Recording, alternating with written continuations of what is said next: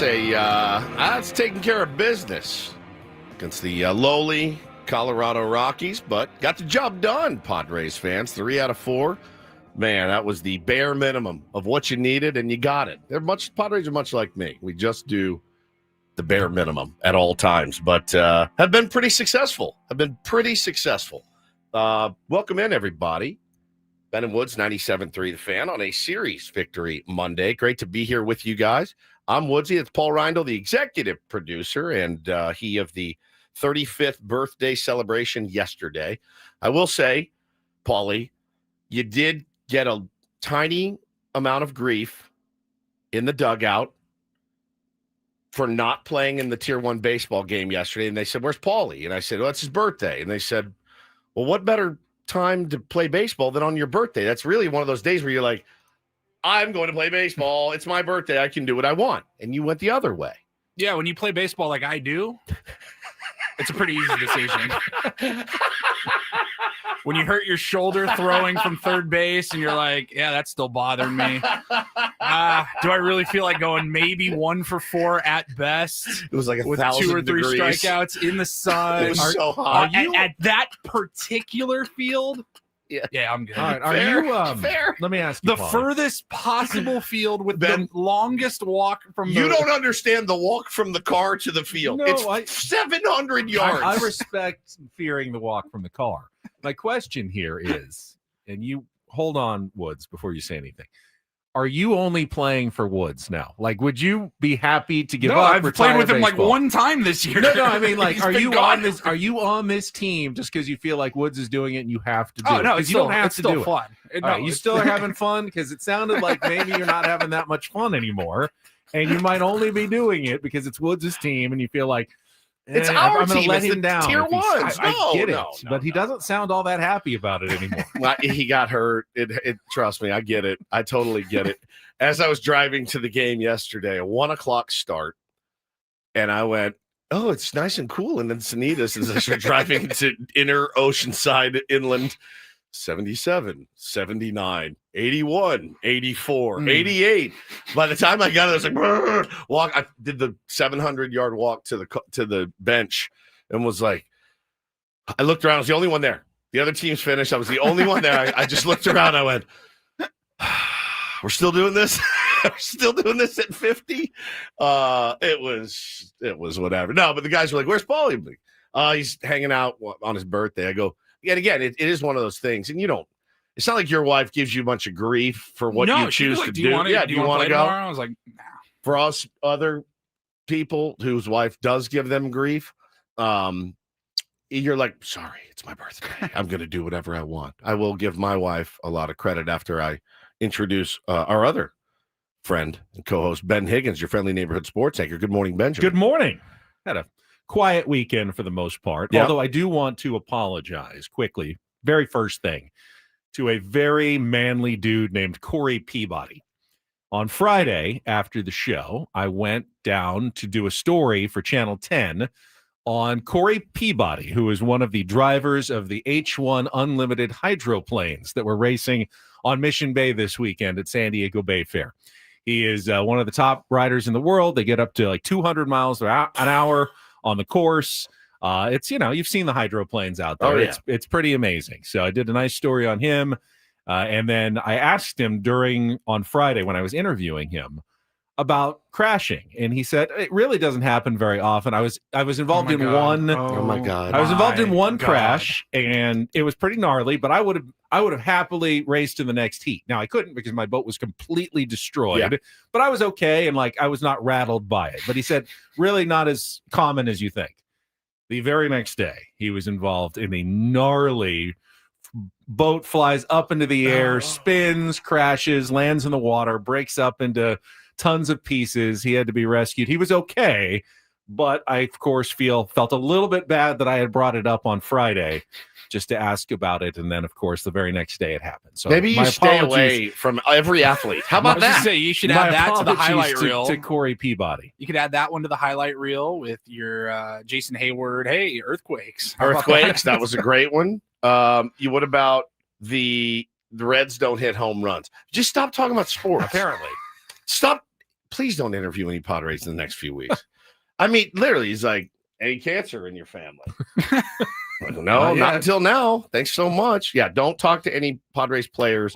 I wanted to let you know, like I just said, your wife doesn't give you a lot of grief. Well, it's my wife's birthday weekend, and she actually let your old pal Woods go out and play a little baseball yesterday. So thank you for that, babe. And today is her actual birthday. Happy birthday, birthday, Hannah. The queen of my kings, Hannah Nancaro Woods. Happy birthday to you. I won't say your age because, well, doesn't make me look great. But, listen, you're She's like my age, right? Yeah, a little older, just 1 year older.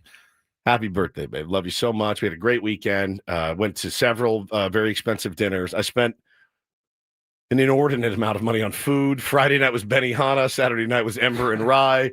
I'm sure tonight there will be something else. Whew. French Laundry, gonna go up to French Napa? Laundry, yeah. And then our anniversary is a week from today. Oh, I'm like, wow. and now it's bronze. We try to do the traditional. Right. Last year was wood, or I think wood. Yeah. Yeah. This year is bronze. And she looks at me in the car and she goes, I already got your gift. And I go, oh my God, what did you get me? Bronze. Now I know a guy, one of Bo's best friends, his dad, JJ, won a bronze medal at the Olympics for snowboarding. So I thought maybe he would let me have that. And then I could just give her a real bronze medal that she could wear around. It's what do you buy your wife that's bronze? Like, do you really need that? It's for third. Come on. It's for third. third place. Are we really celebrating third place nowadays? Come on, man. He's the coolest guy, by the way. He works for Sean White. He's the coolest dude. I'm obsessed with him. And his kid and Bo are really tight. But yeah, man, freaking Olympic medal winner. And I think he saved the bronze for the third wife.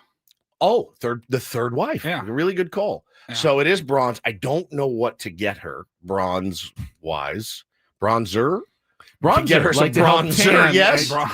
Keep tanned during the fall. Bronzer. Some bronzer. But happy birthday, sweetheart, angel, love of mine. You are the best wife, the best mother, and I'm just blown away and so lucky to have you. She sent me a very sweet text yesterday, Did something she? along the lines of thank you for all that you do. You are loved and appreciated, and thank you for keeping my psychotic husband from spiraling into a... Well, she relates to you as an age group peer. Yes, she does. So, You yeah. guys are peers.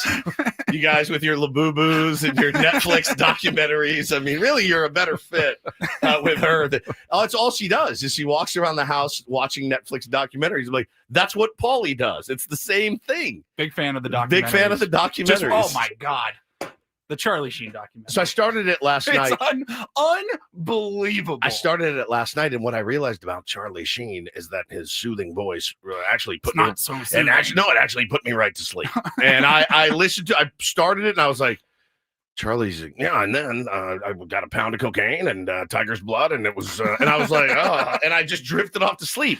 So I'm gonna have to go and restart it, but so far it was amazing. It starts the first scene is like him talking about how he's on a public plane Yes. with a couple hundred people or whatever. Yeah. And he's like, I wasn't even that drunk. They just let me into the cockpit and I started driving the driving plane. the plane. And I was like, let's just see how far we can turn it to the left. And all of a sudden they had to kick it back into autopilot for me. Yeah, it was really weird. They let me sit down and just flying the plane all over. I'm like, oh my God.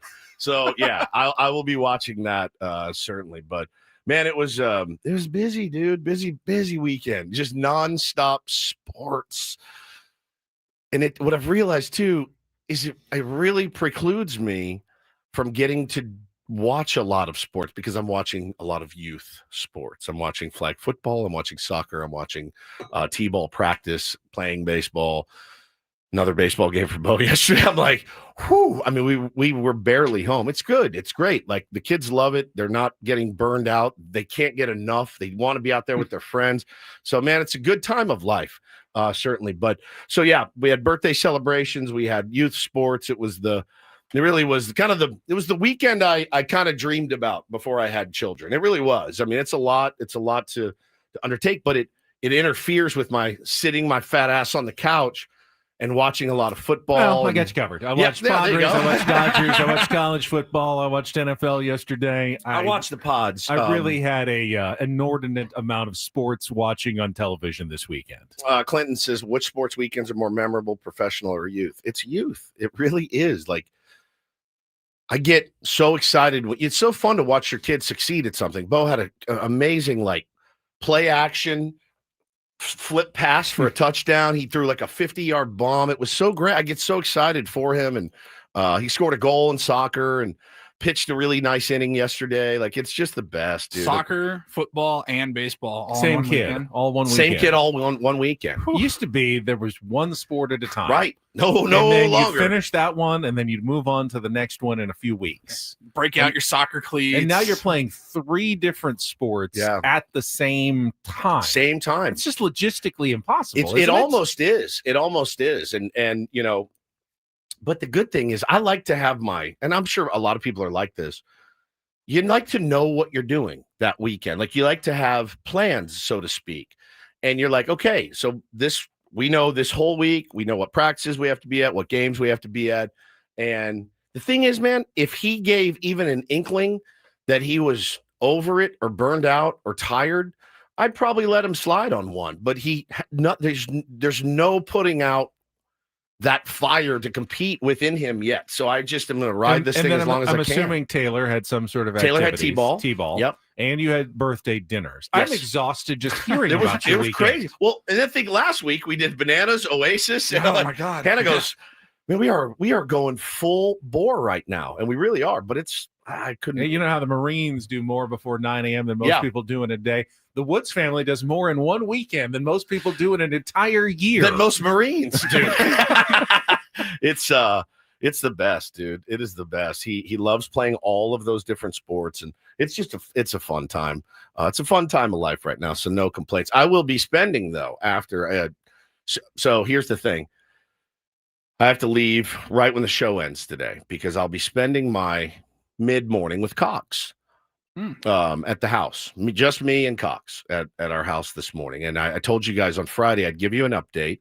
You guys might remember I told you the scenario. Our Cox has gone, it's gone a little bit haywire in our house. And we've had some issues. We talked about them on the radio. Ben called me a Karen, which was one of the highlights of my week last week. Well, somebody heard it. They sent it to corporate. Angel from Cox called me, left me a voicemail. We played it. It got back to her that we played it. I talked to her on Friday driving home. She was in stitches. She's like, I feel like a celebrity. Everyone's like, oh my gosh, your voicemail. Now we bleeped out her name and her number and everything else. So in true Karen fashion, they're sending the Cox folks out today. I got a credit. Oh. And I got my bill down. Wow. The squeaky wheel does in fact get the grease. Yeah. Yeah. The Cox people greased me up real good. And they're going to be there today between 11 and 2 or whatever. So, 10 and 2. So I'm going to have to, knowing full well they're going to be at 10:15. Yeah. Well, he wasn't there. Guys pissing and moaning. No, I got to jam home. But yeah, I got the discount, which is really what I was most excited about. I've never gotten a discount on anything in my whole life. I've never. No, you haven't. Never. Really, you haven't. I actually paid double most times. I've never gotten a discount. So they're coming out today, and they're going to fix me up and put in new boxes and get to the root of the problem. So I got the prince. She actually said on the phone, "You got that princess treatment." Oh that's my God. My face was beat red. I'm sure there are so many How tier embarrassing. ones seething right now who have been waiting like 3 weeks for the technician to get to their house, and they have to sit around for like 9 hours during the day because we'll be there between 8 a.m. and 6 p.m. sometime, but you better be there because if you're not, we're leaving. You'll have to reschedule for next month. My wife you're says getting the princess treatment. My wife says she was excited about being free from Cox. Well, sweetheart, you are not free from Cox. You are covered by Cox. In Cox, they've got it everywhere. We're going to be locked in. So much Cox in our house. It's going to be awesome. So that's happening today. I couldn't believe it when she called me. I couldn't believe it. I really couldn't. I was blown away. No, Tim, Cox is not a sponsor of They the are Ben not. and Woods program No. or 97.3 The Fan. No, Just it's not a payola. product that Woods pays for and uses on a regular basis. Tim, I'm happy if you send me your email. I'd be happy to send you my Cox bills for the last, I don't know, 15 years. Be happy to send them your way. I did just find it amusing content when one channel just completely goes in Spanish. Only one channel blacks out entirely of audio, and then the other channels are seemingly fine. I have to imagine the Padres channel gets the majority of the play, right? It gets the majority of the play in the house, and it was fully in Spanish. And we tried the SAP, tried it all, and just Hannah. Now she wants to stick her beak in. She's like, "Oh, you don't need any new boxes. Let them do." How embarrassing what they is want it going to be if they just come by and they like press one button and fix it? Not embarrassing at all. I don't care. That's what they're there for.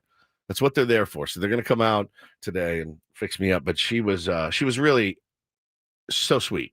And she's like, I actually used my voicemail to you, sent it to my supervisor, and they're now using that as how to deal with Karens. This is how. Yeah, it's going to be in the training program. It's going to be, Paulie. She said, my supervisor was like, now that's how you do it. That's how you deal with a Karen that is complaining. A very loud, angry Karen with a microphone. Difficult customer, demanding, difficult customer. Well, here's how you deal with them. But I'm kind of morally opposed to this. I feel like the people who follow the rules and schedule their appointment online, they should be the ones who get the better treatment, not the ones who complain and call and leave messages and make life miserable for the employees. Those should be the last people that get the attention. Now, again, you guys know who I am. You guys know me very well. I'm not a complainer. I don't do that. I'm a complainer, but I don't complain about. I pay full price and then some.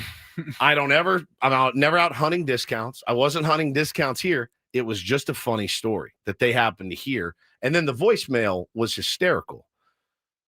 So that's not what I do. I pay full price. I don't ask for deals, Ben. I just am normal. But this one I thought was too good not to say it on the air. It was such good content. It was so funny.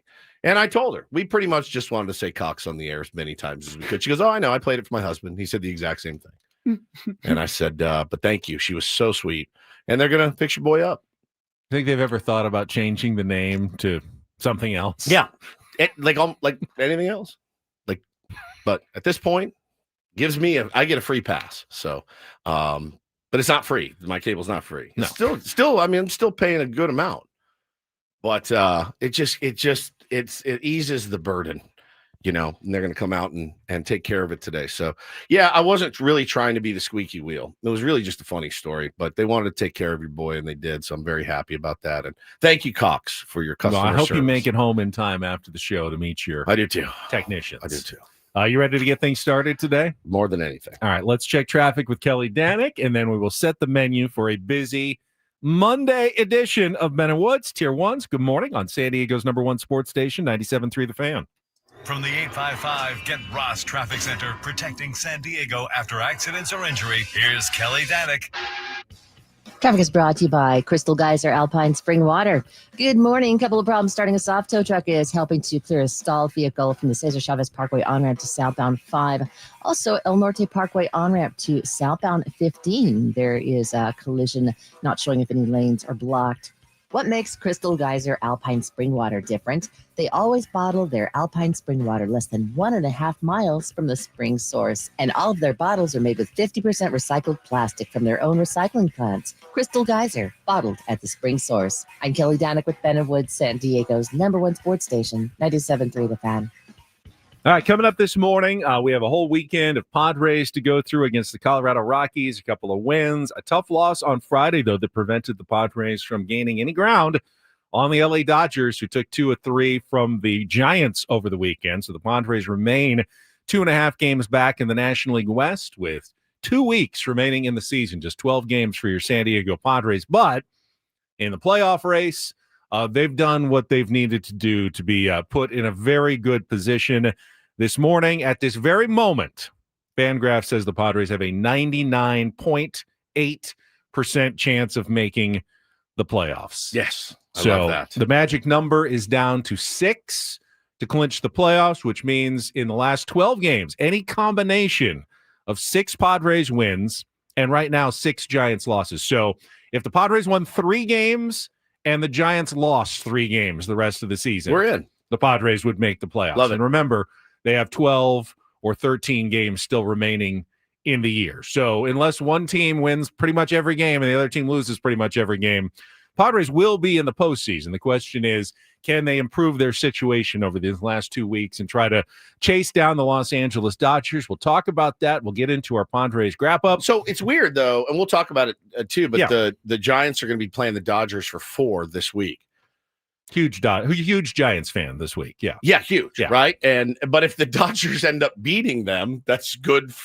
You don't even need don't really it need it? anymore. Okay. I mean, you really don't even need it anymore. You are all out cheering for the Giants in those games. Any chance you can to win the division and host a wild card series at this point, that's the target. The fallback position of a wild card's great, make the playoffs, but it would mean starting on the road likely Okay. at Wrigley Field against the Cubs. It's weird. I've kind of resigned myself to that already. I would say I haven't seen the percentage, but my guess is we're probably about 70 to 75% sure that that's how it's going to start for the Padres. Yep. Hey, they go on a nice run the last 2 weeks. Things could change.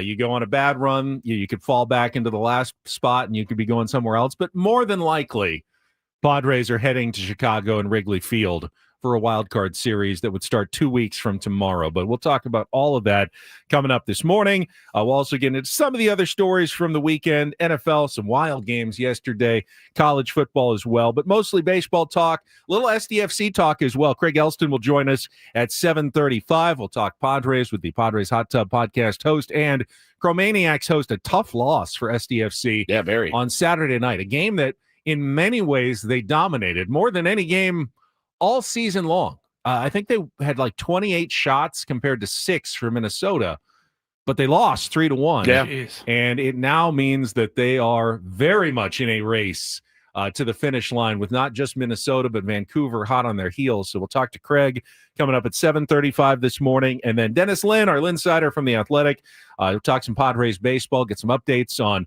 Xander Bogaerts seems to be progressing well in his return. Good. Ahead of schedule. We'll get the latest from Dennis Lynn coming up at 8:35 this morning. Have our regular features, including Don't Do This, another chance to qualify for the Eagles at the Sphere and take on Woods coming up at 8:20 this morning. Probably the most popular prize that we've, I think, at least had in a long time. Chance to go to Vegas, see the Eagles coming up at 8:20, and a Reindl Report in our 9 o'clock hour with some of the other headlines from the weekend. And that's what it's looking like until 10 o'clock this morning. We'll get started, though, coming up next with our Padres Wrap-Up and highlights of a 9-6 win over the Colorado Rockies, wrapping up the season series yesterday. That's coming up next year on 97.3 The Fan. First, though, Woods and I start in the morning by reminding everybody to take care of business. If you've got a family and you don't have your estate documents planned, the easy and simple way to do it, Woods, is with trustandwill.com. Yeah, you said it, man. Easy and simple. Took me 25, 30 minutes to do. Now, may take you a little bit longer depending on what you have. Could take you even shorter depending on what you have. Go to trustandwill.com. When you check out, put in the code radio20. Going to give you 20% off of a already very reasonable price to do something like this. And it's something that I am embarrassed I waited so long, but now no longer embarrassed. I got it done. It's done. Documents are in the desk, and if something happens to me, my family knows my wishes. Yeah, I get why people put it off. The expense of going to see a lawyer and getting it all done can be intimidating, but this is a non-intimidating way to get absolutely 100% legal documents. Simply online, fill out those questions, get it done, and avoid probate court. If you have a trust, you can have your assets in that trust, and they can transfer immediately to your heirs when you pass, as opposed to being held up for months in the expensive process known as probate. Do it today. Go to trustandwill.com. Use code radio20. Get 20% off from Ben & Woods at trustandwill.com.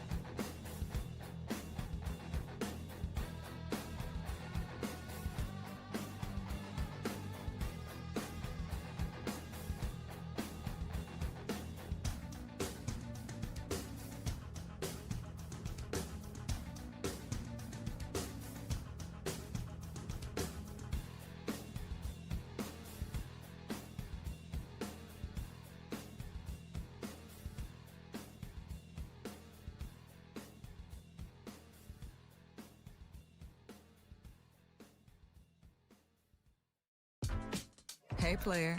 This is all yours. This room with this view. This speakeasy with this cocktail. Hey, could you make that too? The spa with this. Ah. And this pool on this roof. This is all for you. The all-new Hamul Casino Resort. Now open.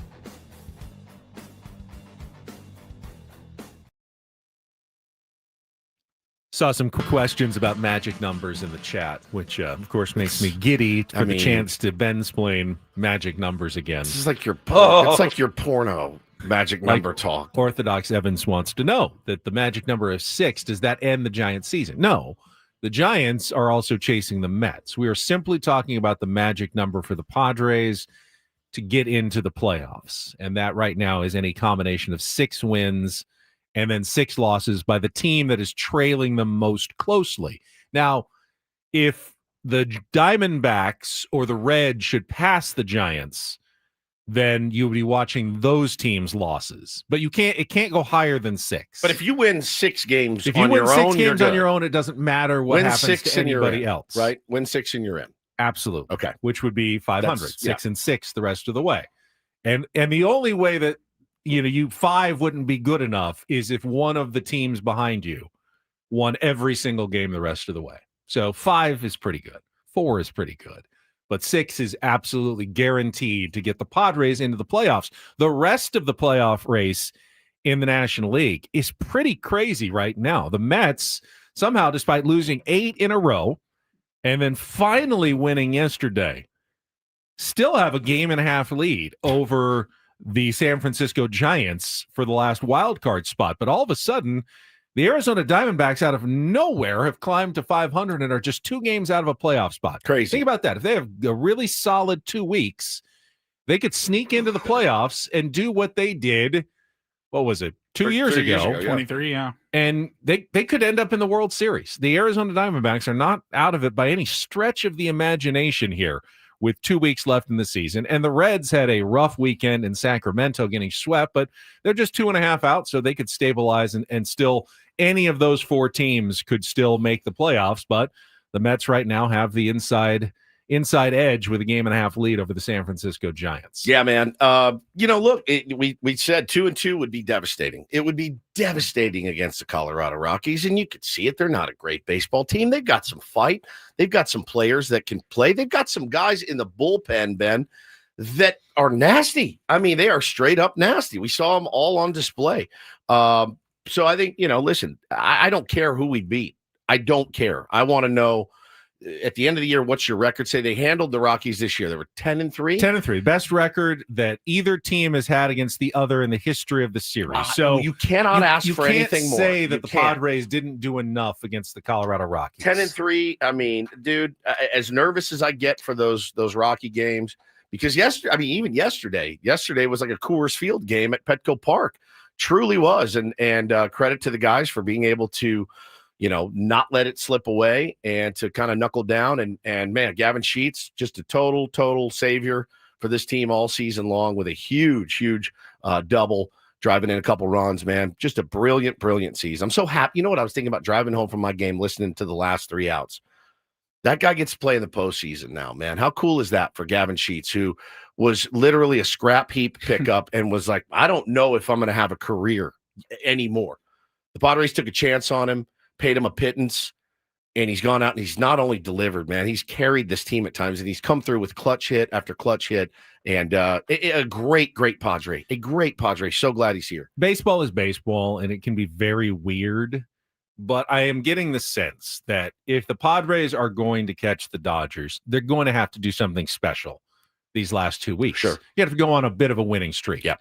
Sweep somebody, 5-1 both weeks, to go 10-2. You got to win the rest of the way. 4 or 5 in a row. Yeah, you can't just win 2, winning lose 3 out of 1. 4 didn't get you anything. Right. The Dodgers are playing a little bit better now. Now they have tough opponents. They've got the Phillies starting today for 3, who are one of the hottest teams in baseball, although they did clinch their playoff spot yesterday. Not that much to play for. They can clinch the NL East tonight with a win, and they're still chasing Milwaukee for the top seed.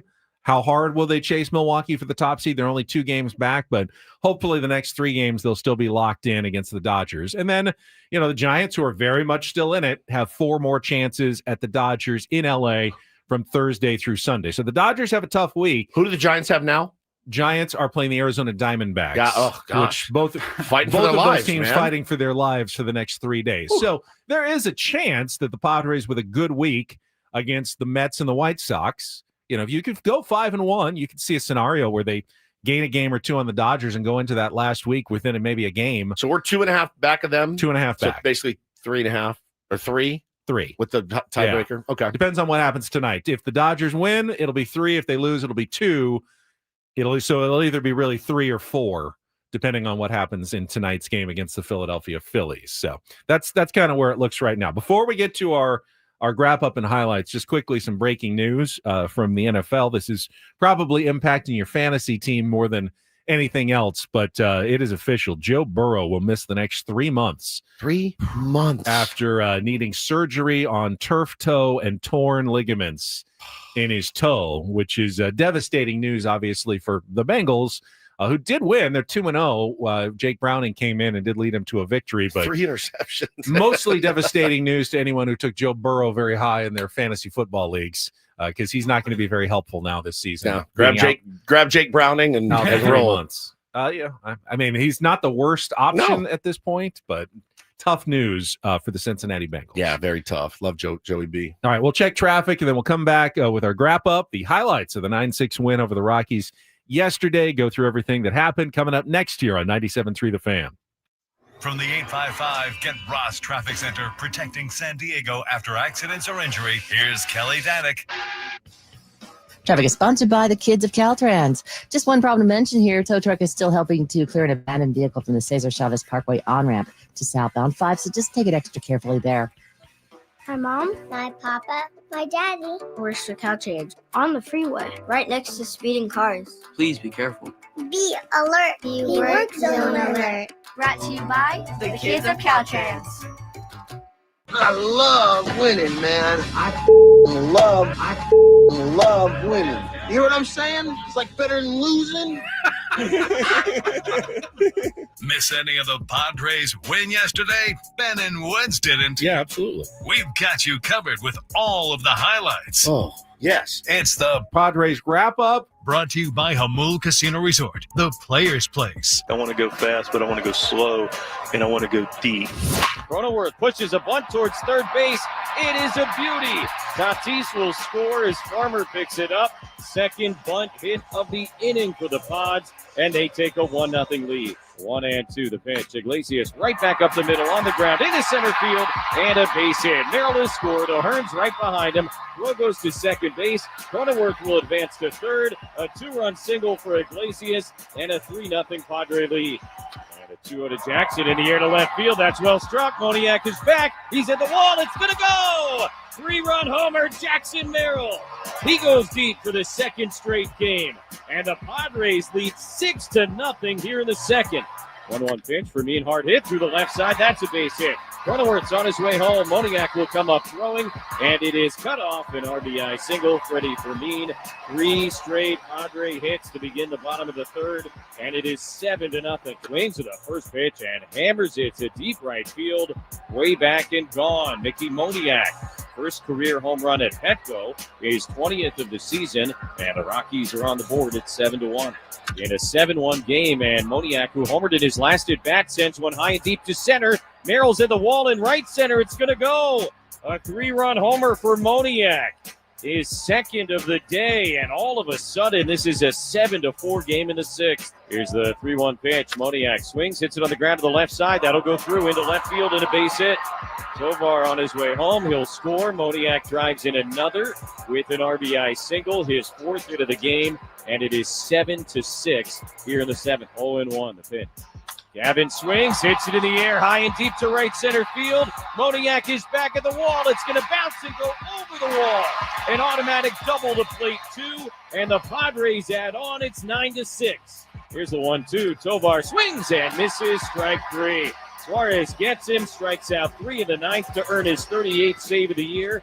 And the Padres handle their business this weekend against the Rockies, taking 3 out of 4 to wrap up this penultimate homestand of the 2025 season. And Jackson with the big blow, and we like to do it all. We like the slug. We love the slug, actually, but we like to do all the little things that come with it. And, Iglesias 2-strike base hit through the middle for that second and third run. And McCoy took tough at bat to lead off the inning. Tough error, man. And Toddy with some tremendous at bats at the top, and Sheetsy with the big blow at the end to give us some breathing room. Padres beat the Colorado Rockies 9-6, take 3 out of 4 in the series, and they did it, interestingly, without Manny Machado, who sat out for the first time all season long. This is Manny Machado. And if you can get a win without Manny Machado and without Luis Ariz, who got injured in a freak accident, probably after most people had stopped watching. Yeah.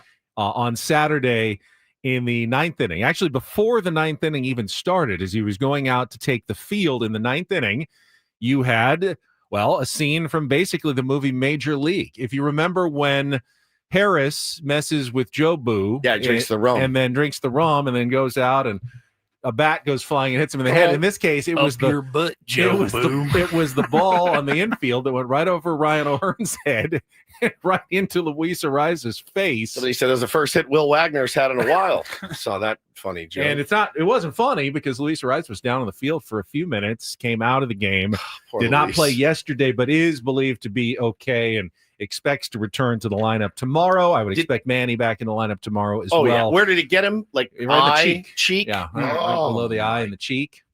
Can't have felt good. I know that. Can't have felt good for Will Wagner either. He wasn't slinging it as hard as he could, but it's still a baseball in the face at a major leaguer throwing that baseball and landing right in your face. So neither of those guys played, and the Padres still were able to get the win. Get Manny off his feet. He had already started heating up the previous couple of days with some good swings. He should have a lot of confidence and a lot of fresh legs going into tomorrow night's game against the New York Mets. So that was good to get Manny a day off. I speculated that Sunday seemed like a day that made a lot of sense. And then he goes out and hits 2 home runs, and I go, maybe don't give him the day off. He was going to get one anyway, so you might as well turn it into 2. Yeah. And Mike Schultz stuck with the plan that he had formulated going into the weekend and gave Manny that day off yesterday. And then they go right out and jump out to a 7-0 lead in the first 3 innings, which you're feeling really good. Okay, not only are they going to win, but Jackson Merrill homers again. They have, probably not going to need any of their back-end relievers in this game. And, of course, it did not work out that way. They needed their back-end relievers after Mickey Moniak, he of La Costa Canyon High School, an Encinitas native, had a phenomenal game with homers and back-to-back innings, 5 runs batted in, and made it very interesting, at least for a while, until Gavin Sheets put it away there in the 9th inning with some insurance. Inning. Yeah, and a couple teams that seem to have Jeremiah Estrada's number, the Colorado Rockies and the LA Dodgers. You're not going to face the Rockies again this season, but you may face the Dodgers at some point again this season. So, mildly concerning. I thought Yu Darvish pitched well. I like no walks from Yu Darvish. If they get you, they get you. Like, don't give him any free passes. What do you have? 5 punchies yesterday? 5 punchies, no walks. He gave up 4 hits and 3 earned runs, although 2 of them were inherited. Yes. That after he left, that scored on the home run. He was good. He got the win, his 4th of the season. He seems to be going like slower. That his slowing down a little his bit. Curveballs are slowing down. 72-mile-an-hour curveball, just embarrassing. Kyle Farmer actually smiled because he went fishing on the outer half for a 72-mile-an-hour curveball that his ass was out all the way to the Rockies dugout. He was like, and waved at it and just laughed because it was so good. It's why you can sort of imagine Yu Darvish still being effective. Correct. Into his 40s, since he signed to age 41. Signed to age 66. Yeah. Not many people know that. But even as the fastball was probably going to lose, a tick or 2 as he gets older, and he still throws in the mid-90s. But as it gets slower, he's finding ways to get out of hitting speed for, opposing hitters. And that's for you, it's not trying to throw faster, it's trying to throw a little bit slower. And he's had some effectiveness. Is he ever going to be as dominant as he was early in his career? Probably not. But can he reinvent himself the way Clayton Kershaw has kind of reinvented himself a bit this year as well? Yeah. Yu Darvish is as savvy as it gets.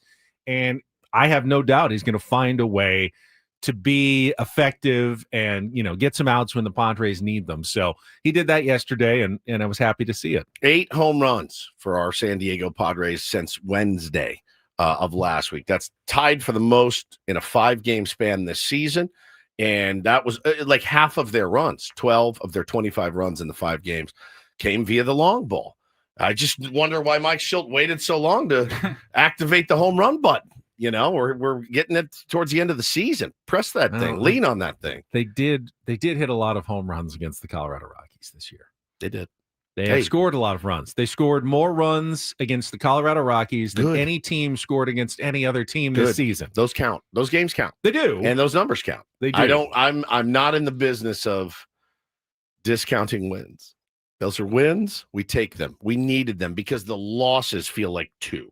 You lose to the Rockies, it feels like you just lost a doubleheader. It really I does. guess the question is, how much can success offensively against the Rockies, even at Petco Park? So look, I know at Coors Field it rarely translates anywhere else, but even at Petco Park, is that going to carry over this week for the Padres offense? The answer is nobody knows. The answer is no one on the planet knows. What I will tell you is this. A 95-mile-an-hour mistake is the same if a Rockies pitcher throws it or a Mets pitcher throws it. And if you're crushing 95-mile-an-hour mistakes and you're seeing the ball well, it doesn't really matter who throws it. If you're feeling locked in, and it's literally 95% confidence with these guys. And am I seeing it well? Is my load right? Are my feet in the right? My hands in the right spot? Yes, I was scorching the ball over the yard. Fernando Tatis, perfect example. But we all know in this dumb game that Clay Holmes could come out tomorrow for the Mets and just spin slider, and they're biting at it, and Toddy goes 0 for 4. We've seen it. We've seen it happen. But, it makes me very happy to see them getting locked in against teams that they should. Mason Miller remains ungodly. It's really actually almost comical. Yeah. He's striking out like 3 out of every 4 batters. He's unbelievable, man. For now weeks. There have been some nasty relievers it's over insane. the years. Yes. And he's maybe the nastiest. He's so good. I mean, just to go in there and almost expect 3 strikeouts in his 1 inning is pretty unheard of. He's the one, and I was driving home listening to Scan and Jesse talk after the game and gave a lot of credit to Mason Miller for coming in and calming down that situation and we're so excited. We're right back in this game. Oh, no, we're not. Mason Miller's coming in. He comes in and just like that Tux medicated pad on the match. They always call it the fireman of the year. Fireman of the year. Comes in with a giant hose of cold water and sprays it all over the other team when he goes into the baseball game. Yeah, no doubt. So I'm not going to discount. Love watching Mason Miller spray the other team with his hose. Me and you both. Spray it down. Yeah. Spray it down every time. I am not going to discount any wins. I'm not going to discount any stats. I'm just going to say I'm very happy that you handled it was one of those games where we had a similar game last weekend in Colorado where kind of blew a bit of a big lead. And I remember we came on the next morning. We're like, hey, it's Coors Field. Like anything can happen. Yep. You just take the dub. Yesterday, had they lost that game, today would have been morose. It would have been ugly. Yeah. Fine. They were up 7-0. What, am I crazy, right? Yeah, they were up 7-0. Okay. Yeah, would have been awful. That would have been terrible. Finally, and again, I don't want to pick at this scab, but I do. I have to say it because we heard Mike Schilt praising the small ball that helped the Padres in their early rally that scored 3 runs that involved 2 bunt singles. First one by Jackson Merrill. Very much a surprise, yep. And I'd say so. And the second one by Jake Cronenworth, which was also very much a surprise. Maybe the biggest. Very well executed with the bases loaded and 2 outs. No one saw it coming, and it was perfect and gave the Padres a 1-0 lead. However, I'm still going to argue that that's not the right play. I'm with you. Going forward. Because with Jake Cronenworth up against a righty and Jose Iglesias batting after him, I think you're going to score more runs in the long term if you let Jake swing the bat there. Hopefully, clear the bases with a double, 2-run single there, because you can't really count on Jose Iglesias to bring in runs. Now, he did. So it worked out very well in this situation. But just because it worked out well there doesn't mean it's the right play. Just taking the 1 run when you have a chance to break open the game with the bases loaded. I want to see Jake Cronenworth swinging away in that situation. And again, perfectly executed bunt. Yeah, they had no chance to get him, and you got that. It's a run on the board. Getting a lead is important, but to me, that's still a negative expected value play by the San Diego Padres, and I don't like it. I don't like it either. And Mike Schilt loves it, we're just not going to see eye to eye on this one. No, we're not, and that's fine. I mean, at the end of the day, at the end of the year, we don't manage the team. We don't manage the team. So if that's the strategy you're going to go with, you better hope it works. I'd say. None of it's a fact. It's all just kind of opinion. Yep. And there's some gray area in all of it. How you feel against a certain pitcher and, where you see the defense and everything. I get that there's some gray area there, and it worked out. So, again, well done by the San Diego Padres. They executed when they had to. But over the long run, I want to see Jake swinging with the bases loaded. He can hit a home run. You could go 4-0 right there. I feel like those are spite bunts at this point. I really did. I was like, oh, all right. Schilt said that Jake's been working on that, and he certainly looks like it. Yeah. He's laid down a couple of really good bunts lately. Like his bunt game has improved significantly. And I'm glad, it turned out to be a very important run because they needed almost every single one of them, as the Rockies pulled within 1. All right, that was Sunday's win. We can go back and talk about Saturday and Friday's games as well in hour number 2 of Ben and Woods on San Diego's #1 sports station, 97.3 The Fan.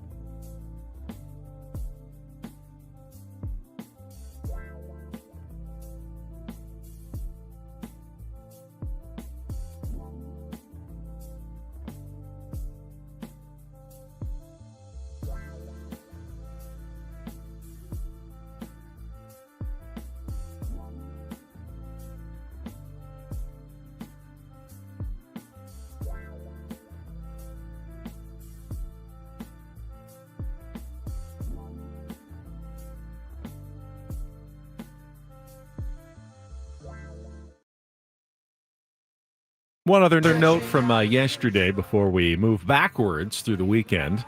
Padres hosted their first-round draft pick from last year, Cruz Schoolcraft, at Petco Park yesterday, and he met with the media and told, I thought, a pretty cool story. He brought his dad and his brother, 14-year-old brother, check out the clubhouse and meet some of his maybe future teammates. We'll see how fast he progresses. He is still an 18-year-old kid after all. Nasty, though. But he told a cool story about how a couple of years ago, he and his dad and brother went on a driving tour of minor league ballparks through California, and one of the ones that they hit was the Diamond at Lake Elsinore, which is where last week he made his professional minor league debut, pitching for the Lake Elsinore Storm for the first time. So kind of cool that he went and did that, and then a couple of years later, he's pitching on that very same field. Had an interesting haircut, did Cruz Schoolcraft.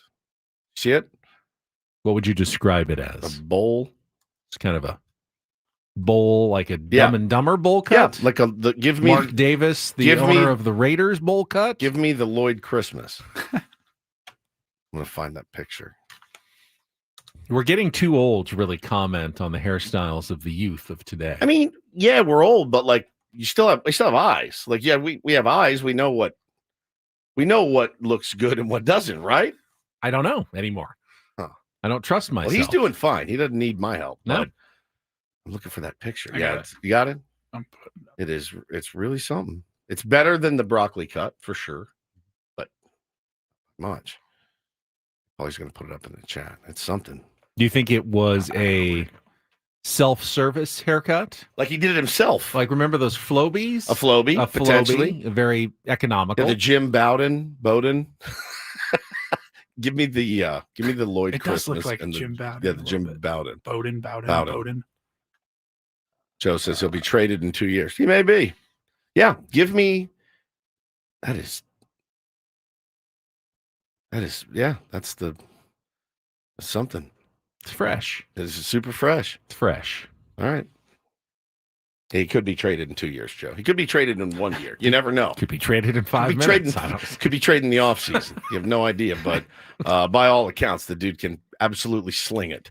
So that'd be great. Yeah, he's starting off a mullet, I think. This is that awkward phase when it's not quite. That's always tough when you're trying to change from one you have to let it grow, and you have to get through the awkward phase. The awkward phase. I always feel bad for actors who are like growing their hair out or shortening their hair for a role, but then the rest of their life they have to live with it. Like, well, they're for 3 or 4 months, right? Well, before they start shooting, when they're portraying someone. Tom Hanks did it. He showed up at an award ceremony with this long beard, and I'm like, oh, he's playing Abe Lincoln. Period. He would have been a great Abe Lincoln. No, he was playing the guy from Castaway, and had to grow that nasty ass beard and he didn't wash his hair. And you wonder, are they doing like a bit? Has he just lost his mind?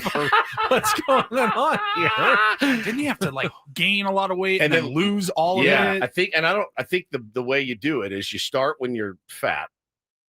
Add on. Or do you start when you lose all the weight? Shoot all the skinny scenes and then go ahead and put it back on? And then go ahead and put the weight back on? I don't know. I don't know how they did. I'd like to look up that, though. I'd like to look that up because I did see him. I'll never forget. He came up to present an award. I was like, what is he? Oh, it's going to be, they're going to Lincoln him up, dude. He's going to grow his hair and then they're going to trim his beard. And then he went full Castaway. That was Daniel Day-Lewis. Yeah. Who ended up playing Abraham Lincoln. I made it 20 minutes of that movie. It's perhaps the most boring movie in the history of the universe, perhaps. And he's a brilliant actor. Don't get me wrong. But oh my God, I would rather listen to you tell every magic number scenario on the planet that could possibly happen. I will be sitting in rapt attention if you did that instead of watching Lincoln again. Whew. That was a tough one. Very, very tough one. All right, let's get to the weekend before Sunday, starting with Saturday's 11-3 win over the Rockies. The first time all year, Woods, I'm correct, right? That Fernando Tatis Jr., Manny Machado, and Jackson Merrill all homered in the same game. Yes. Second time ever. First time this year. Actually happened in a span of 2 innings. Fernando went deep, 2-run shot in the second. Manny Machado and Jackson Merrill both hit solo home runs in the third inning. I was at the game on Saturday night. Oh, after those two Manny and Merrill, I looked over to Megan. I'm like, well, we picked a good one. That's you can't draw it up any better than Fernando, Manny, and Merrill going yard in the first 2 innings. It was fantastic. A nice little breather, like a nice, easy game. Throw your feet up. Weren't panicking about it. Cease pitched well. Cease was great. Exactly what we needed.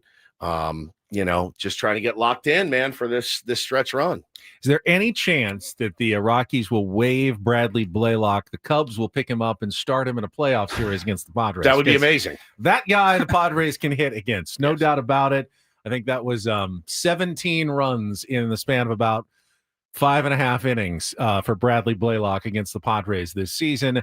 Offensively, I think the most encouraging signs obviously were Manny Machado breaking out of his slump with home runs, and Jackson Merrill driving the ball the opposite way consistently over the wall now. It's the one thing that was such a hallmark of his game last year as a rookie and has been largely absent for most of this season until these last, few days when he has really started locking in on that left field fence, that ball that goes about 4 rows deep that he just drives from the outside part of the plate.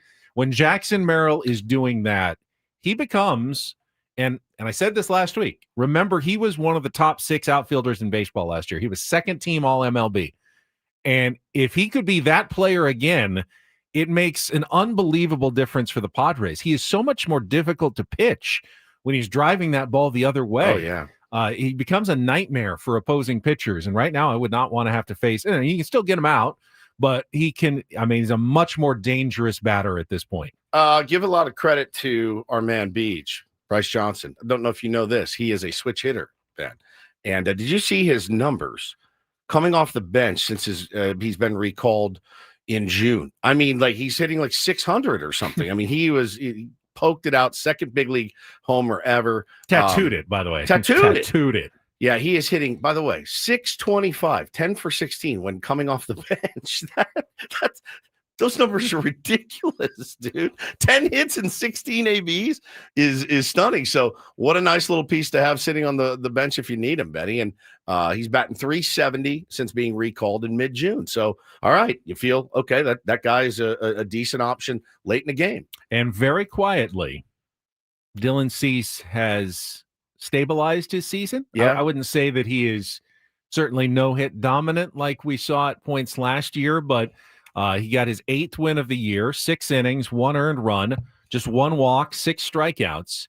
And I think what he has done is that, Padres have won his starts in the second half of the season. Padres have been winning the games that he's been pitching. Now, he hasn't gotten wins in all of those, but I forget what the stat was. I didn't write it down, but something like, 11 of the last 14 starts or something, Padres have won when Dylan Cease has taken them out. So this is pretty incredible, man. He is, he's top 5 in baseball with strikeouts, 4 strikeouts. He is only 2 strikeouts behind the great Paul Skeens. 203 for Skeens, 201 for Dylan Cease. I love Paul Skeens. 206 for Logan Webb. He's right there. And Tarek Skubal and Garrett Crochet, of course, are chewing guys up. 240 for Crochet right now. 200 strikeouts is a big deal. So congratulations to Dylan Cease. And he's done it 5 years in a row, which puts him in some really heady company. I mean, the guys who have done that 5 years in a row are all elite. Yep.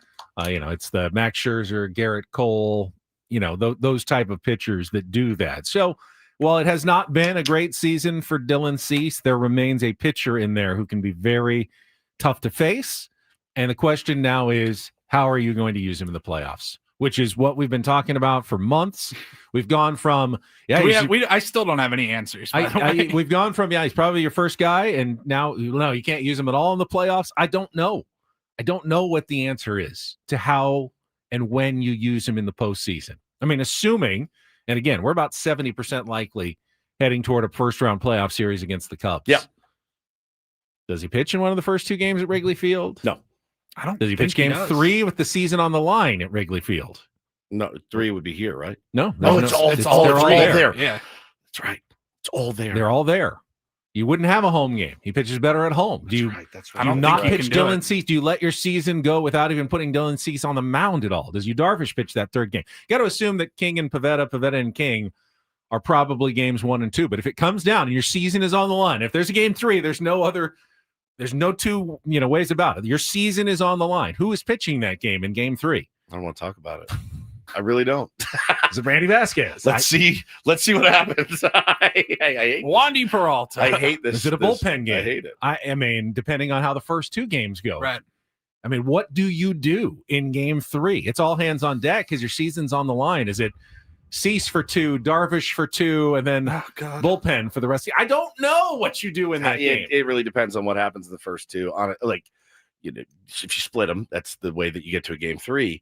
But remember, if you do how that, do you split them? and you win, you also have to play again on Saturday. So you need a starter for game 1 of Randy the Vasquez. NLDS. Would be your 5-game series, those? The NLDS first game, 5? Yeah. Yeah. First game. It's one of those, like, if you win the first game and then get bodied in the second game and you still have a lot of your high leverage guys ready to go, I'm like, that might be a bullpen game in game 3. I mean, look, you could just start him game 1, just get it out of the way. Just see what, like, if you can get 4 innings. Did you know that the winner of game 1 Oh, God, is in it the wild 90% cards or something? No. It's higher than that. It's 100%. Never mind. Okay, so I'm in the going to go. history of 3-game wild card series since they developed it, what was it, 2020? When we went to the 3-game best of 3. It wasn't that long ago. Small sample size. But 100% of teams that have won game 1 have gone on to win the series. Jesus. Oh, no one has ever God. lost game 1 and then won game 1, which is kind of crazy. It's crazy. It You happens do 2 in a row all the time in the regular season where you lose 100%. game 1 and you win the next 2, but it has never happened. You lose game 1, it has never happened. A team has come back and won that series. What's the lag from the last game of the regular season to the first game? Monday off, then Tuesday, Wednesday, Thursday is the wild card series. This is that. Now, if you're going into the wild card series, presumably, unless you've gone like to the wire against the Dodgers and you're trying and you fail on the last day. Now you'd still be playing for this. You'd still be playing though on that Tuesday. So Edgar said we lost game 1 in 2020. No, we lost game 2. Game 2. Lost game 2. We beat the Cardinals, then we lost, then we won. And then we won. That's right. 100%, huh? Yeah. Game 1, 100%. All right. Well. Nikki P, here you go. Is it? Or is it Michael King? I don't know. I'm very curious to see how the Padres line up their playoff rotation. I'll tell you, I'm ready to dig a hole and crawl inside of it and pull the dirt up over my head. Like 2 weeks no, from we tomorrow. did lose game 1. We did lose in 2020. Well, yeah, I'm gonna look because they were down, and then they were down in game 2, and they came back and won that game. Was the Stammen was game 3? That was 2020 was different. It wasn't. It was the the short. That Nobody was the counts shortened season. 2020. They had that was the different. That wasn't the true wild card format yet. That was just the one season temporary playoffs. We did lose the first game. I think that one's not included in the since they changed the playoff format. Yeah, 7-4. We did lose that one, but they probably don't. They must not count that because it's 2020. Because it was 2020 and it was not the usual. They hadn't changed the playoff format. That was just invented for that season. Yeah, we don't count. But it was a best of 3 series. Yeah. But I know that the way MLB counts it, that no team that's lost game 1 has ever come back to win it. The decisions that are absolutely excruciating to make. And again, you have to see how things go. You have to see what happens in the last few games of the season. A lot can change between now and then, as we know. But if the season ended today, Ben, and you had, and let's say everything's done, season's over today, the wild card series starts on Wednesday in Chicago. Tuesday. Oh, yeah. Yeah. Today. One day off. Yeah. Seasons ends today, lag of 1 day. Wednesday, game 1 starter in Wrigley Field at probably 11 a.m. Who's it going to be? Who's it going to be? It really all depends. I think we don't know until we see Michael King the next couple of starts. Yeah. If he looks like Michael King, it's probably Michael. Then it's Michael King. If it doesn't necessarily, then it's probably Nick Pivetta. Yep. I'm glad they will be at home all next week. 3 against the Brewers Monday, Tuesday, Wednesday. Off next Thursday. Wrap it up at home against the Diamondbacks over the weekend. And then, they will I assume they'll know probably that weekend what the playoff picture's looking if they like. can't catch the Dodgers, then it's Nestor Cortez and JP Sears the last weekend of the season. Yeah, they will be 2 weeks from yesterday. They'll be getting on a plane and heading to the Midwest. Yeah. Are you guys with me? Just ready to get this regular season over with? ASAP? Oh, yeah. I am just ready. I'm waiting with bated breath. Don't get hurt. All that stuff. Couple of minutes. I don't know what else to say about Friday's game other than one of the more frustrating games of the season. JP Sears went out and was unbelievable Dominant for the first 3 innings. Dominant. Unbelievably good. I mean, he had 8 strikeouts. 7 out of 9. You thought, okay, this is why AJ well, he's so interested in acquiring JP Sears. He can do that. He looks great. Manny hits a home run. You've got a lead. And then Blaine Krim, the Independent. From the Independent. Yes, I thought the exact same thing. Blaine Krim, the Independent. It's not only his first major league hit, but it's a 3-run home run. And It murdered me. Sears did the old threw the pitch and then just collapsed on the mound thing. Like, going, you got me. I have been so dominant, and now I'm losing. And I'm going to lose this game. And then the next pitch, he gives up another home run. Yeah, and that was it. That was it. 4-2. Padres couldn't get anything going against Tanner Gordon, who they had dominated at Coors Field. But that was the one that kind of made me. That was infuriating. It was infuriating. Yeah, JP Sears, second time through the lineup this season, Ben. A 5.88 ERA, a 6.22 FIP, 3.88 opponent weighted on base average with 17 home runs. So, but we talked a little bit about it yesterday when we were playing ball.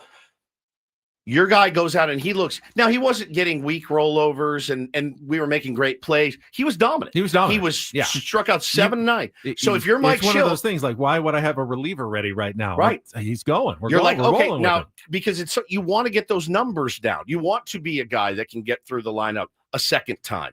And in order to do that, you have to be given the opportunity to do it. He was given that opportunity. It did not work out in the slightest. Really nice job by Ron Marinaccio and Wandy Peralta to give the Padres every opportunity to come back and win that game. They just refused to do it, which led to, not a series loss. They still took 3 out of 4, but they didn't gain any ground on the Dodgers because they couldn't find a way to win that game on Friday night. So that was frustrating. Before that game, the Padres placed David Morgan on the injured list, had some shoulder soreness. He is already throwing, I believe, and expected to be back after his minimum stay. But that explains why we saw Kyle Hart in high leverage situation last week. David Morgan obviously wasn't feeling 100%. They were trying to see if they could keep him off the IL. They decided they couldn't, and they gave him a little rest. So hopefully he can come back and be strong in time for the postseason. But he is on the injured list currently for the Padres. Kyle Hart looked okay when he came in relief. Okay, a couple times, yeah. Again, I don't know how much we're going to see him in the postseason. Did he earn his way onto the postseason roster? Maybe. You need lefties, man. Maybe. You need a different look, and he's definitely a different look. But, they got a lot of tough decisions. But, again, you can't really make those decisions now. You got to see how it plays out. Between him and Yuki for the last lefty, Kyle Hart. Kind of leaning toward Kyle Hart right 1,000%. now. 1,000%. All right, Don't Do This is coming up next. Oh, my gosh. Thank you, Ken Rosenthal, for confirming what we already knew. And how about this? A buddy of mine who could not care less about sports, does not follow sports, called me yesterday for my birthday. We're catching up last night, and he goes, "Hey, I saw something on TV that's like baseball reporter. What's his deal? He shoved this guy and stared at him. It was unbelievable. Oh yeah. It was unbelievable. And I've got maybe the best do this of the entire year. All right. That's coming up next with Ben and Woods. Don't go away. Back after traffic on San Diego's #1 sports station, 97.3 The Fan. First up, I'm going to talk about Prize Picks. I've got a lineup that could win tonight. I need an Omarion Hampton touchdown. Who? He's the running back for the LA team that's playing tonight on Monday Night Football. All right. To finish off a 4-leg in terms of my lineup that I set yesterday, watching some football and playing Prize Picks. Prize Picks is a really easy way to make some real money while you're watching sports. You're doing it anyway. You watch a ton of sports. Why not turn it into some real cash with Prize Picks? You're just picking against the numbers more or less on stat projections, whether it's football or baseball, down the pennant races into the playoffs. You can set lineups every single day and win real money with Prize Picks. All you need to do, download the app by going to prizepicks.com. Use the code KWFN. When you download, you're going to get $50 instantly when you play your first $5 lineup. So start setting those lineups. You can set a $5 lineup, set 10 of those with the $50 that you get. Find out kind of how to play. You can go for the big scores with 6 players. You can go for smaller scores with 2 or 3.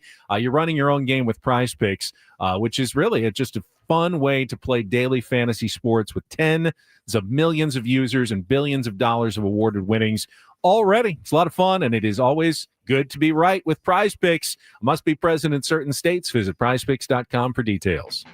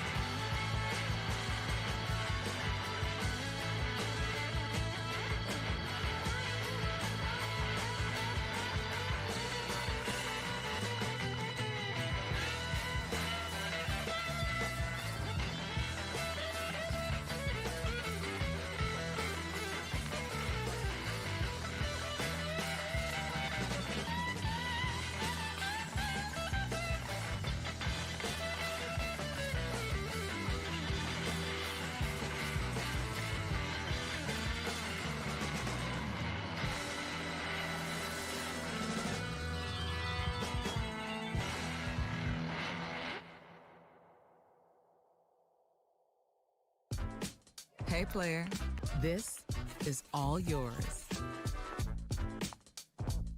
This room with this view. This speakeasy with this cocktail. Hey, could you make that too? The spa with this. Ah. And this pool on this roof. This is all for you. The all-new Hamul Casino Resort, now open.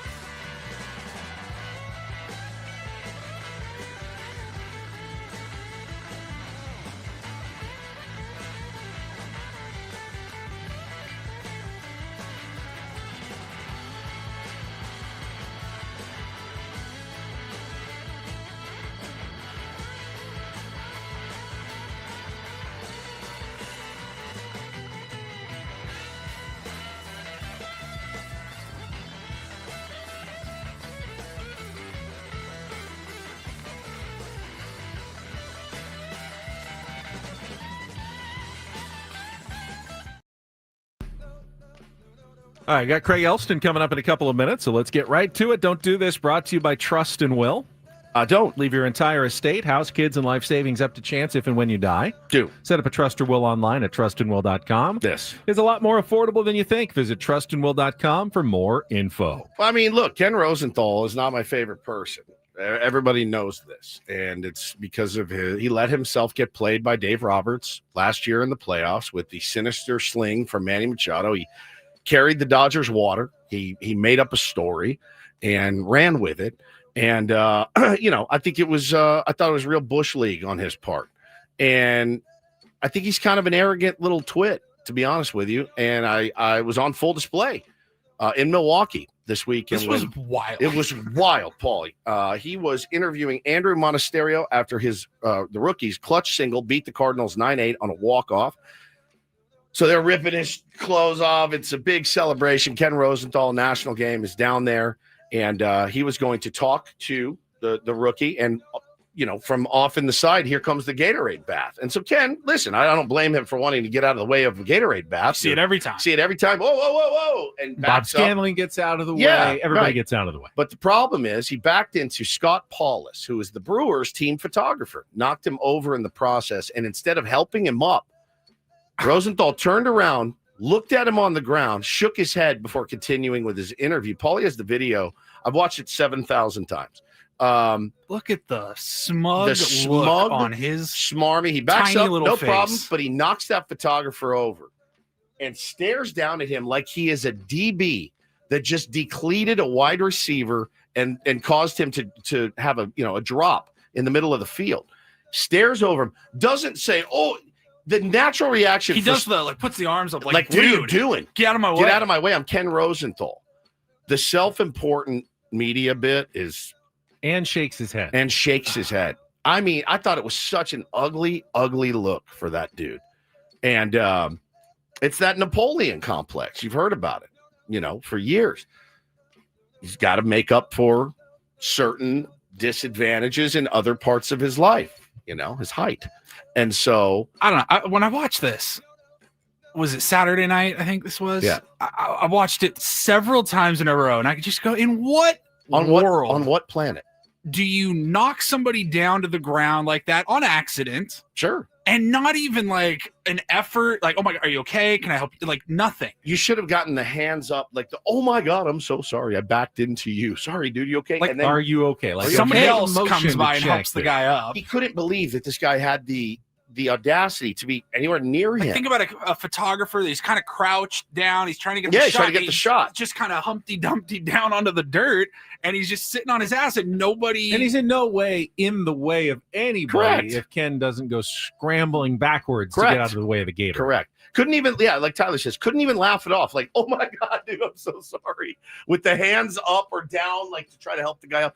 It really was an ugly look. It would have been a jerk move to just ignore it completely, bump into the guy and ignore him completely. To stare at him and then like shake your head and throw your hands up. Ugh. This is an ugly look, man. Ugly, ugly look for little Ken, dude.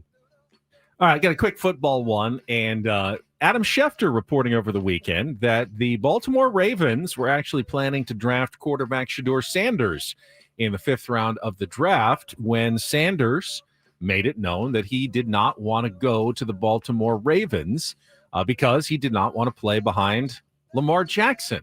Instead, ended up getting drafted by the Cleveland Browns, where he's been in a 5 quarterback mix. Now, I understand the sentiment of I'm never going to play. There might be a faster path to a starting role on another team. Isn't that it? Haven't we piled on Shedeur? I don't think that's a don't do this. But I really don't. Isn't it always good to be in a great organization? Yes. Learn from the best quarterback in football. And at the very worst, if Lamar Jackson stays 100% healthy, which there's no guarantee he's going to, then in 2 or 3 years, everyone's looking like, all right, he's gotten a real great tutelage, and we could sign him and make him a starting quarterback somewhere else. Like Freddie Fermin.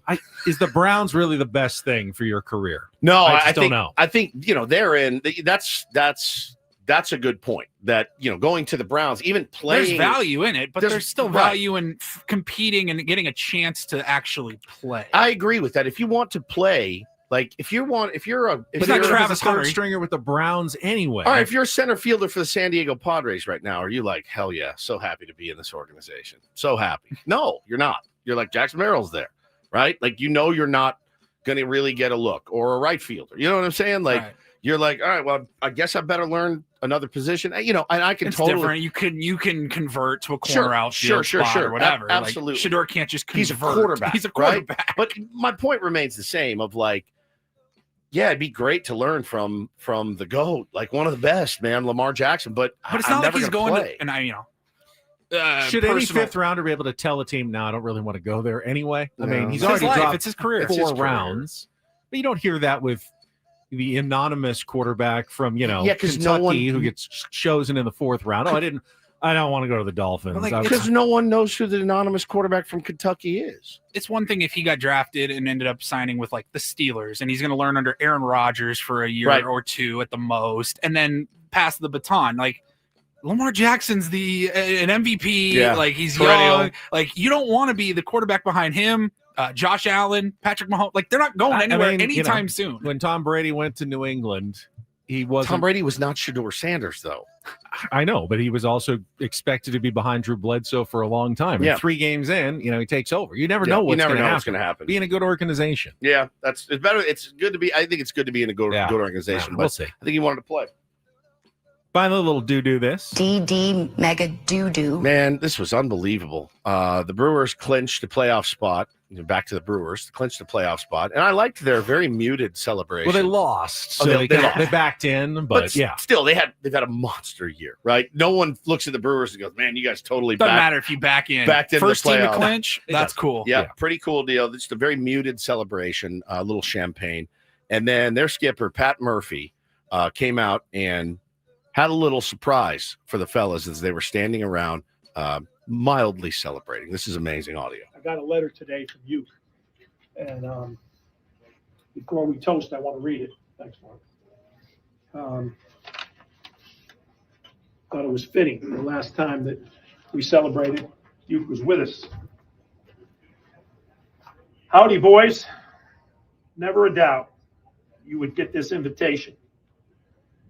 You did it by believing. Really miss you guys, and I wish I was there. Things are good. The God Almighty picked me to be on his team up here, albeit I'm the third catcher. It's a great league. No day games after night games. No shadows. But you got all the sticky you need to have up here. Told the big guy about you guys. You play hard every night. You're not afraid to play for each other. He's obviously very interested in the group with this uncommon goodness. The fact that you have the best record in baseball, the best road record in baseball, has caught his attention. You don't really need me. I know you guys really don't need me, but I've got to tell you, I'll be on the headset every night watching. And don't forget to take it all in, enjoy it, keep it light, and believe in each other. Bob Uecker. So let's toast to him and to our team, what we've achieved so far. Hey. Mike Clemens, at Mike Clemens NFL says, before he died, Bob Uecker wrote a letter to Brewers owner Mark Anastasio to be read to the team if they return to the playoffs. No, he didn't. He didn't write that. You just heard it. You just heard. Well, obviously he didn't write that. He died in January. They just made up a letter that they said Bob Uecker wrote, which bothers me a little bit. Huh. He did not write that. He couldn't have known they had the best road record in baseball. There were so many details that he couldn't have known. He did. He knew. There was like one detail. They invented a letter from Bob Uecker, correct? I'm a little. That's from before he couldn't died. He he written said the letter and like insert record here. Yes, he said one time if the breaks are beating the boys, you tell them to go out and win one for the Gipper, and he handed it off to Mark Anastasio, who gave it to Pat Murphy. Pat Murphy was doing a bit, and I think it was kind of disrespectful, honestly. Oh, God. You guys can see me, but I'm laughing incessantly. Leave it to Ben. Yeah, Beatrice says Ben thinks the letter is a Mad Lib. Do you remember Mad Libs? Yeah. Insert record here if it's good. There was a Eucharistic joke about being the third catcher up in heaven. Brilliant. And, it's a fun league up here. I get it, but I can't. It just doesn't make a lot of sense. He passed away well before the season ended. You're a monster. Or even before the season started. Yeah, well, I mean, he had a feeling. Does he have one for next year too? Maybe. How's this going to work? Well, I thought it was a really sweet moment. I thought Apparently, it was I was touching. wrong. I thought it was sweet. I damn near got emotional. I did watching too. it yesterday. I did too. Yeah. You guys don't need me. You play for each other. You believe in each other. Big guy upstairs needed me on his team. I'm the third catcher, but I'm the third catcher is brilliant. It's good. Brilliant. Well, I thought it was touching. So much for that fun, special, sweet moment on a Monday. Sorry, I guess. Thank you. I'm sorry. That was Don't Do This with Ben and Woods on 97.3 The Fan. Coming up next, your favorite pet to die on Ben and Woods. And Craig Elsten. I'm sorry. I'm not trying to be Aren't you in fact trying to be downer, but I feel like you're exploiting the death of a man, a beloved man in your organization, a little bit in that instance. Wow. That's a good point, KG. KG said, this is why Taylor, my son, doesn't like you. This is why. The dream shatterer. Andy says, what if Mike Schilt brought out a Tony Gwynn letter? I would be very skeptical that Tony wrote a letter that says open in the year 2025. Hey, guys, it's Tony. The bunts are something else. I prefer that you guys Schultz just really hit turned gaps. you guys around. Yeah, I prefer that you guys hit more gaps. But if you like the bunting, I guess stay with it till the end. I'm thinking about you. I would be skeptical of that, but it's been many, many years since Tony Gwynn passed. And now, you just passed. He said, let me write something out for the boys. I thought it was sweet. I believe every word.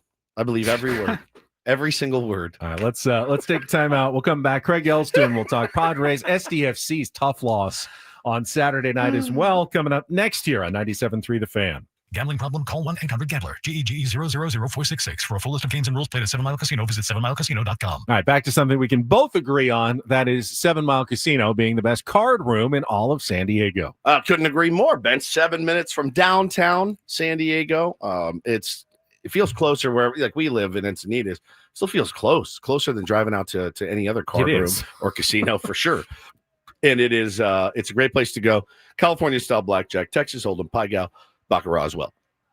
You can get a great meal at Sammy's at 7 Mile. Enjoy it right now, right on their patio, which is right on San Diego Bay. Full bar, TVs throughout the place. It's almost like going to a sports bar restaurant that also has card tables set up. And I think it's just like the perfect combination. If you've got friends from out of town, bring them to 7 Mile Casino. If you've got, an evening off, even on a Monday or a morning, whenever, it's open 24/7. So many different options. Yes, my friend. And phenomenal food, phenomenal drinks, phenomenal views. They have everything that you're looking for at 7 Mile Casino. And again, hammer this point home.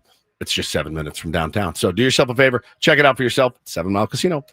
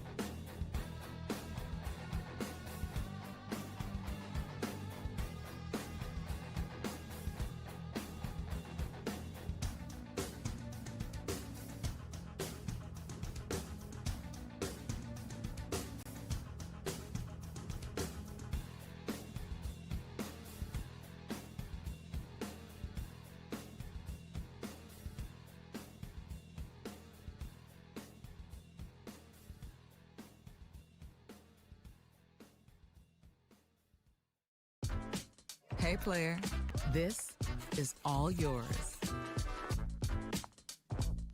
This room with this view. This speakeasy with this cocktail. Hey, could you make that too? The spa with this. Ah. And this pool on this roof. This is all for you. The all-new Hamul Casino Resort, now open.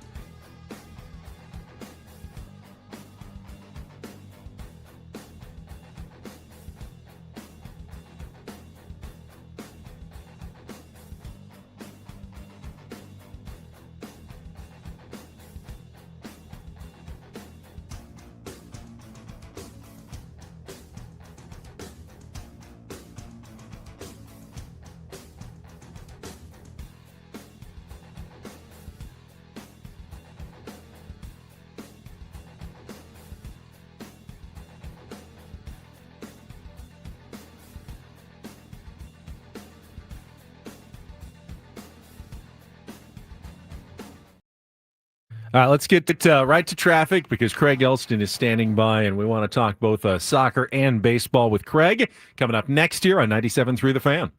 From the 855 Get Ross Traffic Center, protecting San Diego after accidents or injury, here's Kelly Danek. Traffic is sponsored by the Oceanside Police Department, now hiring public safety dispatchers.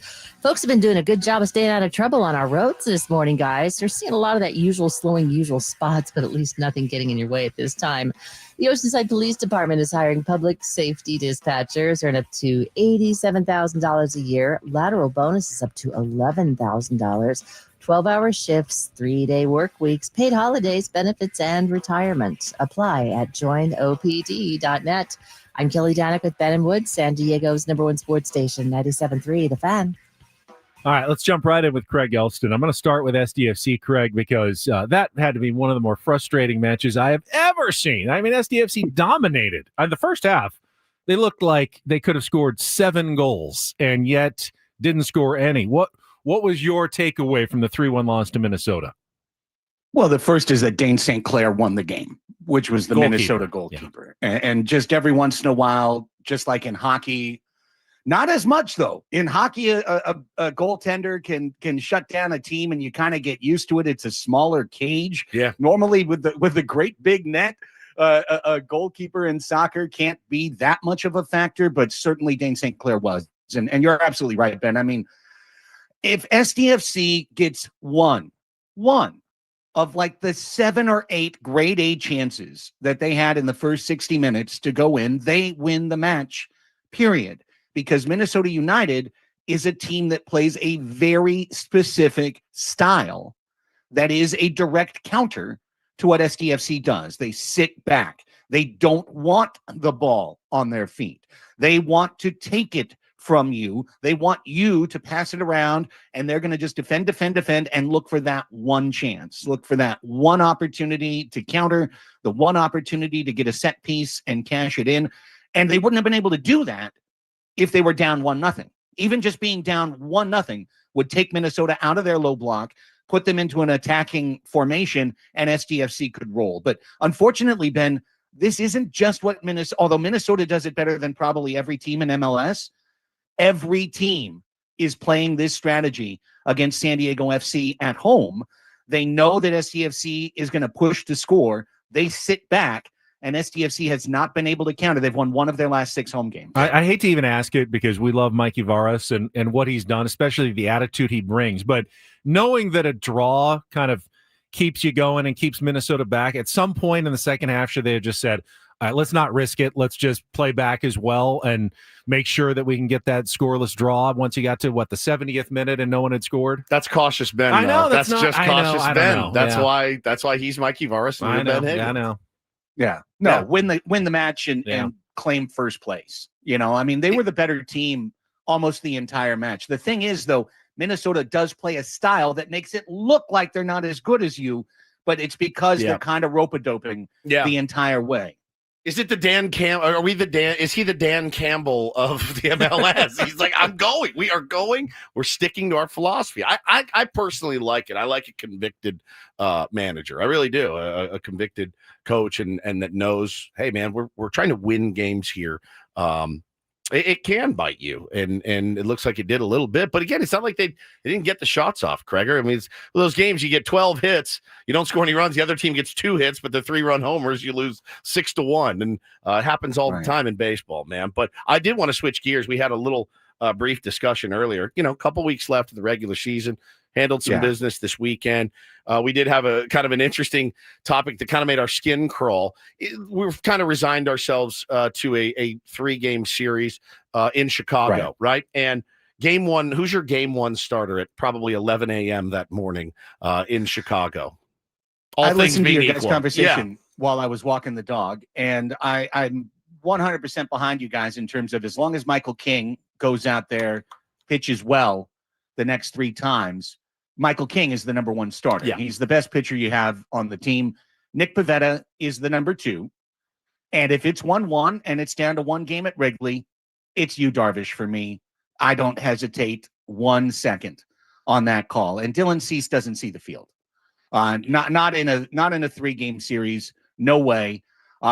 He kind of stabilized his season, Ben. He also only pitched 11 innings. Yeah. In 2 starts against the Rockies. And honestly, that's the best you can hope from Dylan Cease, is that he's going to give you 5 or maybe 6 innings against a terrible team. There's no more terrible teams left for Dylan Cease to face this year. He's untrustworthy, and I won't trust him.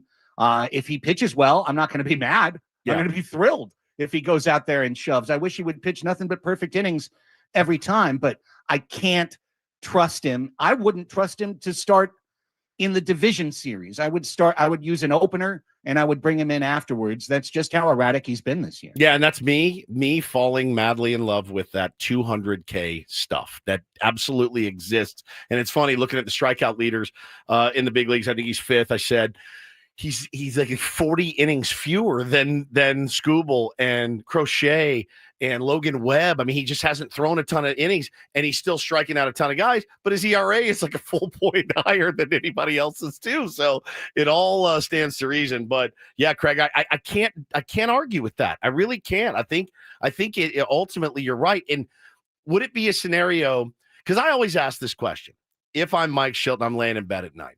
I'm obviously not managing for Twitter. I'm not managing for Ben and Woods. I'm not managing for the Padres Hot Tub podcast. I'm managing for my team and what I think gives us the best chance to win. Does anybody on the planet say 3-game series in Chicago and Dylan Cease didn't pitch once? Does anybody say it? Darvish over Dylan Cease. Does anyone say it? I don't think so. And somebody does some hot take merchant. But say it with conviction. Like, how could you do this? Like, if Mason Miller doesn't pitch, he has an opportunity to quiet down a game or whatever, that's one you look at. But is anybody going to say, dude, you had Dylan Cease sitting right there? I don't know that they will. I really don't. I mean, like, maybe Ello will say that. Yeah, maybe like DeRosa or somebody, but it's not going to, no. Just, this is one thing that kind of kills me about the Padres is there seems to be a lot of decision-making that's done based on baseball cards and trophy cases. Yes. As opposed to what's going on right now. No one could actually watch Dylan Cease's 30 starts this year and say, oh, yeah, that's a guy I can count on. He's got a game. Yeah, I've given him one of the first 3 games in the playoffs. You're right. Right. But if you look at his baseball card and you see 200 strikeouts, yeah, well, that sounds like a guy I want to start. Just like if you look at Luis Ariza's baseball card and see 3 bold-faced average numbers in a row, you go, oh, wow, he's a 3-time batting champion. He must be the best hitter in the league. He's like the 58th best hitter in the league this year. But, we'll still treat him like number 1. And I'm not here to pick on Luis Ariza, by the way. Although I will note that Jake Cronenworth has the highest on-base percentage on this team, and he doesn't hit higher than 7th.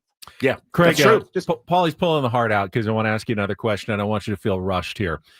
Yeah, sure. I think one of my favorite things you did with the hot tub about a week and a half ago was kind of the analysis of the remaining schedules for the Padres and the Dodgers. Yeah. Padres haven't really taken advantage yet. They're still 2.5 back. As you look, though, as these last 2 weeks unfold, do you still see a path there for the Padres, and what do you think it would take for the Padres in these last 12 games to potentially pass the Dodgers and still win the division?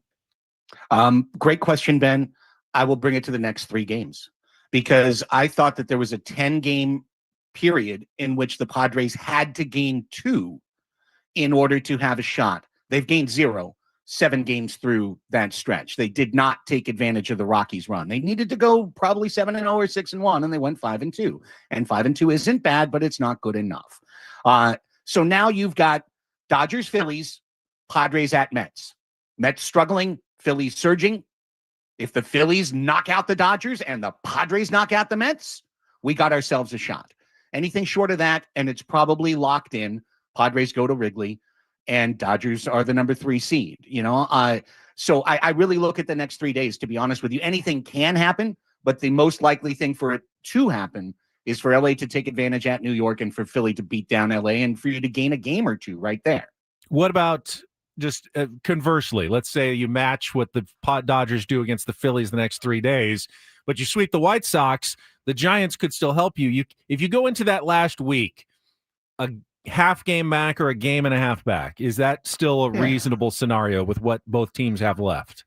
It is, because Seattle will be playing for something big against LA, while Milwaukee could clinch the division this week and could roll out a playoff starter warm-up kit, for 3 days at Petco Park. So it's not impossible. I would also note the White Sox just won 9 out of 11.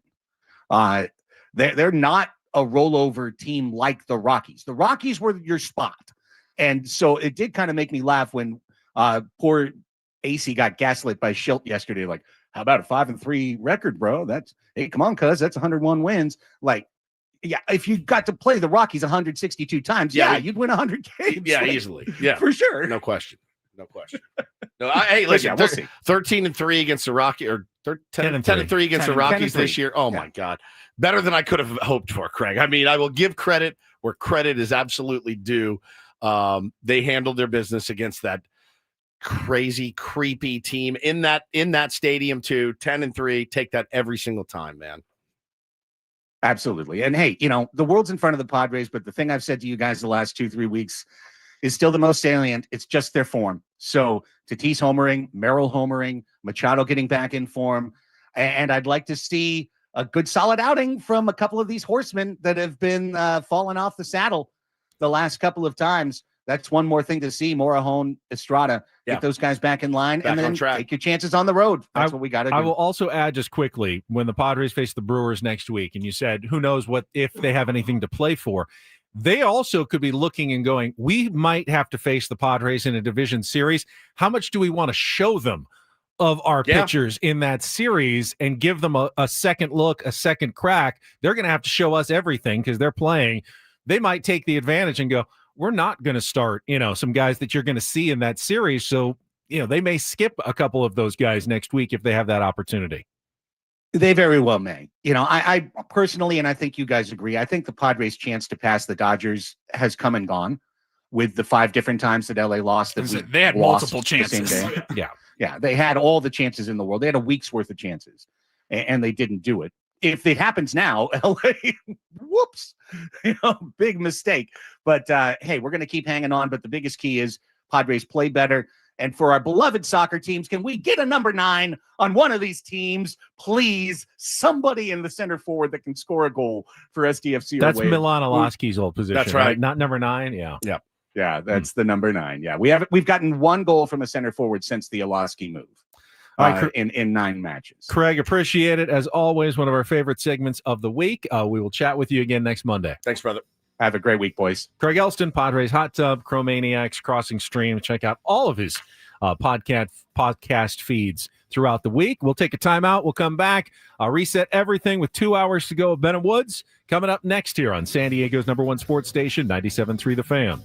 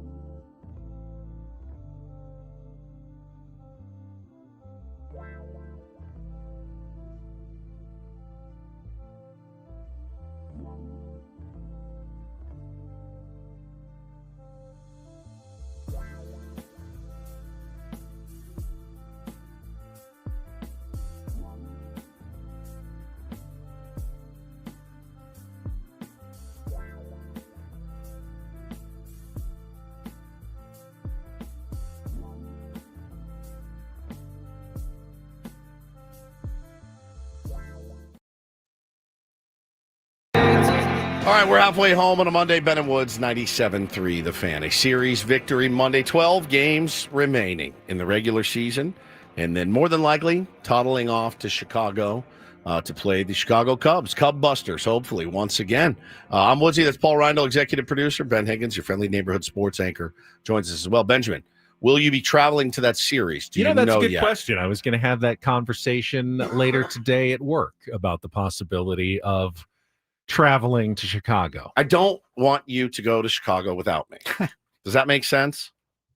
I won't do anything that, we can save all the fun stuff. Oh, yeah. I'm sure you won't be sucking down Italian beef sandwiches without me in Maybe Chicago. I'll have I'm a sure you won't. sandwich or two. Right. Hot dog or two if I go. I don't think I'm going. I will see. Midweek. I mean, it's possible. It's a big story, obviously. I mean, the Padres are in the playoffs. Huge story. And you go by yourself. I don't know. That would be a question that I'm going to discuss. I think now is the time to start having those conversations. I'll be bummed, Paulie. Yeah. Where will you broadcast from? Do you know? Don't I? Hotel? Probably, if that was the case. It's going to be terrible. Terrible radio. I mean, we have to broadcast. Yeah. We have to be on. It's going to be terrible. All right. Well, have fun in Chicago. Paulie and I'll be here just taking grenades in the trenches. It's fine. I'll be there with you. Not really. No, you won't. You'll be in Chicago. I'll be at the game. I know. I mean, that's the gnarliest. That's easy. I'll be Fun crowd. jealous in a way. It's easier to watch from afar.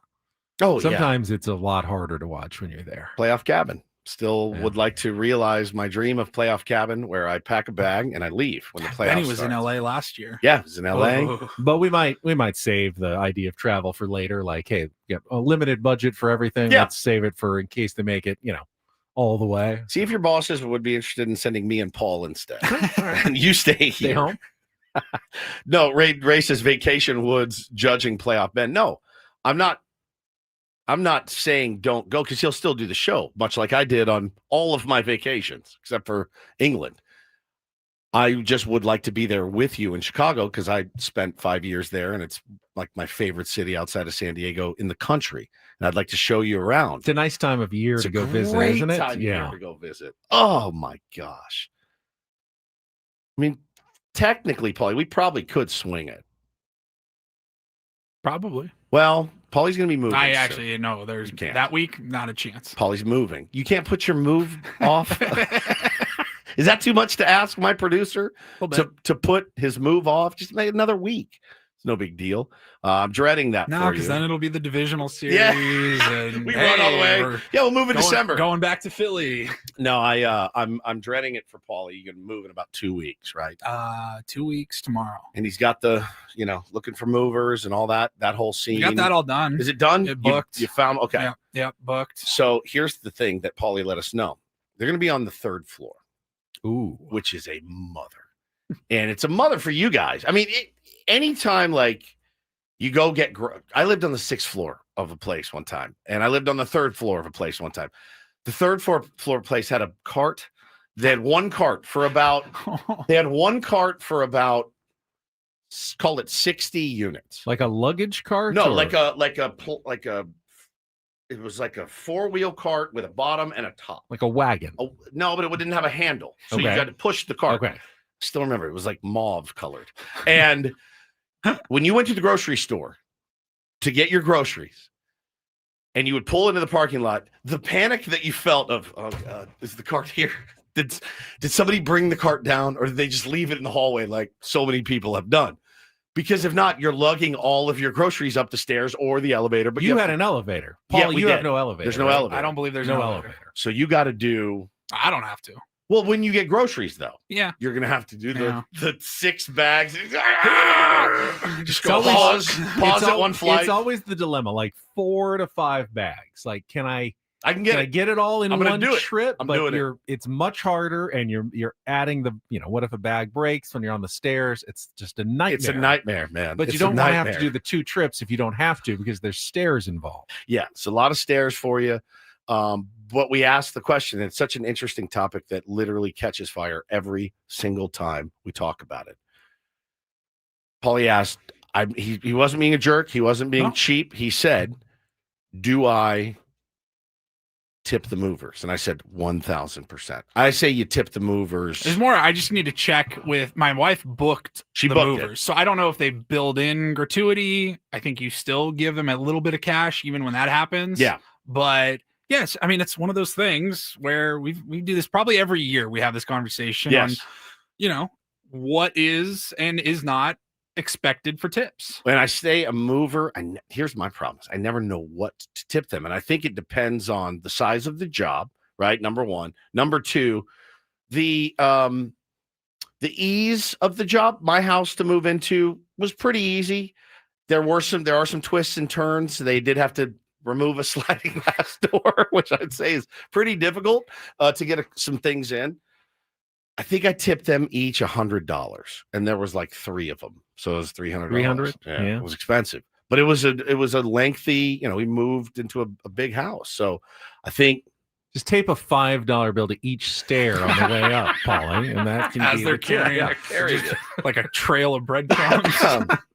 I think you make sure you have some cold water. Oh yeah. Make sure you maybe even have some snacks, Lunch or goldfish or some Jersey Mikes or something. Is a nice move. You would not It's do gonna be any it'll of be it. a morning. He's looking at us like you're out of your mind. I'm not buying these guys lunch or breakfast. No, I've done lunch for movers before. I did. Yes. I think they quoted us like 2 to 3 hours or 2 to 4 hour window right. or something. It's not bad. It's a morning. I think it was $100 more of a each. $60 tipper, but Yeah, not okay. as generous as you are. That's fine. We already have him. Elisa says 100 each is perfect. Jocelyn is what? Tipped $100 each. So we've got All right, glad we definitely cleared that some- up. There's no answers. Somebody said build your own cart. Well, it's not going to do Paulie any good because he has stairs. So you can build your own cart. Then I just And have then to you have carry to the lug cart. and then it's fun to push it down the stairs and the whole time, like the Untouchables. Not to be. Oh boy. Oh God. Let's be honest Oh, about no. tipping. Oh, one no. of Oh, the no. one of the reasons you tip is because you want to get good service, right? Yeah. A mover is not one of those things like repeat service. Like you're going to be going to constantly. But you don't go to the same waiter. You every often do. time. Oh, no, yeah. you Oh, often yeah. don't. You oftentimes get the No, same way. If you're a regular somewhere, I tip more if I'm a regular somewhere. Where are you than a if regular? I'm going like one time. Where are you a regular? You're a regular at Texas Roadhouse. Your kids like that place. Are you a regular there? No, I'm not. Where I are wouldn't you a call regular myself at a regular restaurant? there. Where are you regular, Norm?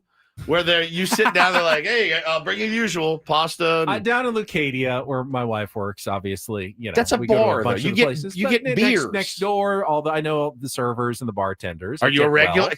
She is enough that they know me, so I will tip a little bit more when kind of a regular. I don't buy it. So what's your point? Well, I'm just saying that a move, Because you'll never see them a again. move Don't is a tip them one-use- well. I'm not saying don't tip them well, but you're not. No, for me, it's more like what is a job that like they're working for? What tips? job sucks But so bad? But like, do you tip? Are you going to tip the Cox Cable guy that comes by today? No. Why wouldn't you? Yeah. He's coming to your house and performing a service like that, right? But you're also like, no, I'm literally paying you to come over and fix this But thing. when I take Do my you tip cable your box plumber? into the store myself, they don't tip me.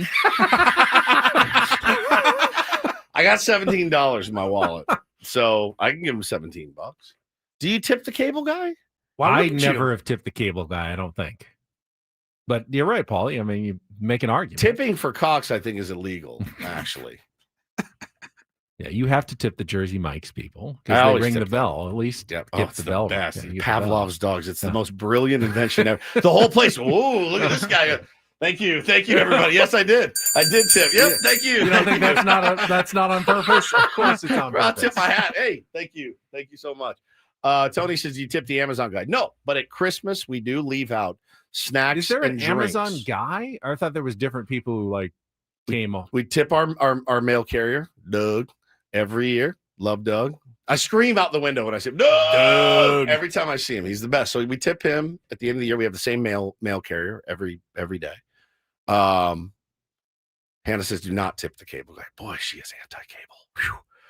I'm lucky this guy's getting in my house today. I mean, like, how far away? Like, honestly, and this is just I'm not a cheapo when it comes to tipping, but like everything nowadays has you pay electronically and they want to add a tip. Like how long before, like when you go to Vaughn's, if you don't go to the self checkout, they're gonna be like, oh, would you like to leave a tip? They already asked for like, would you like to make a donation? So let me tell you something that you're making somebody else ring up your groceries that you could have just gone to the self scan and do. Even I now have started to refuse the donation at Vaughn's or Stater Brothers, because here's the problem.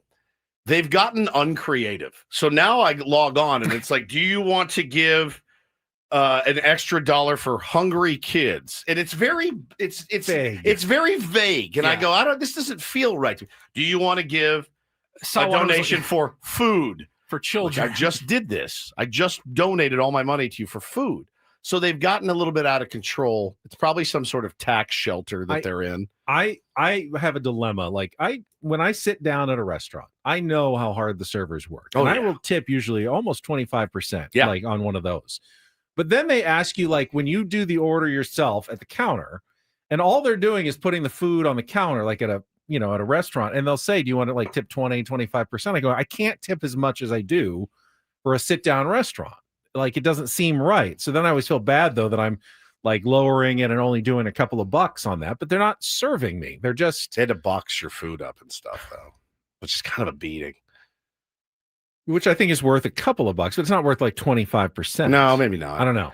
But I'd say a mover, man. Those guys grind. It's a hard gig. Anybody in food service, like they're working for tips. But like, do you tip your electrician if he comes over for a job? Like, no, he's already making, $80 an hour or whatever it is. Yeah. And it's his job to go from house to house. My problem is I never know what their split is. Like that cab driver I told you about with his $150 cab ride. I'm like, what's your split? Are you already getting all this money? Why am I tipping why you am I giving you this? extra? You just triple charge me for a ride from the airport. I still tipped him. Like the guy who does my haircuts, I tip him, but he's an independent contractor. He can charge me whatever he chooses to charge me. But he still has to rent that space, which is why I tip him also. Yeah. But yeah, I'm always confused though. I'd say with the movers, man, those guys are grinding 3 flights of 100%. stairs. Yeah. And I'm not looking to get out of a tip. No, yeah. Just it's how just much, one of those things. How much is it? Yeah, have some waters. They get a nice spread for nice lunch. Isn't there an argument to be made though that their employer should be providing all those things for them already? Yes, but they don't. Paying them enough, providing snacks and drinks and stuff so they can do their job effectively.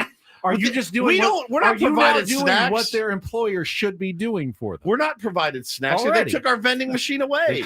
They did. I don't know. I say, hey, when in doubt, get a little extra. Well, it's good. Fill up the karma cup. We're going to the playoffs. True. Fill up that karma cup right now. Do a good deed today. It'll be the morning of game 1. I think they're showing up at like 8 a.m. I'm gonna cover your tip. I got $500 for each of them. I got them. Tell them that they're all set to do a great job. This guy, he wants to say something, but he's not going to. Your mic on, first of all. No, I don't have anything else to add. I mean, when Ben needs like something fixed on his computer, should he tip JR when our engineer comes over? I think they would appreciate that very much. I think they would too. They would.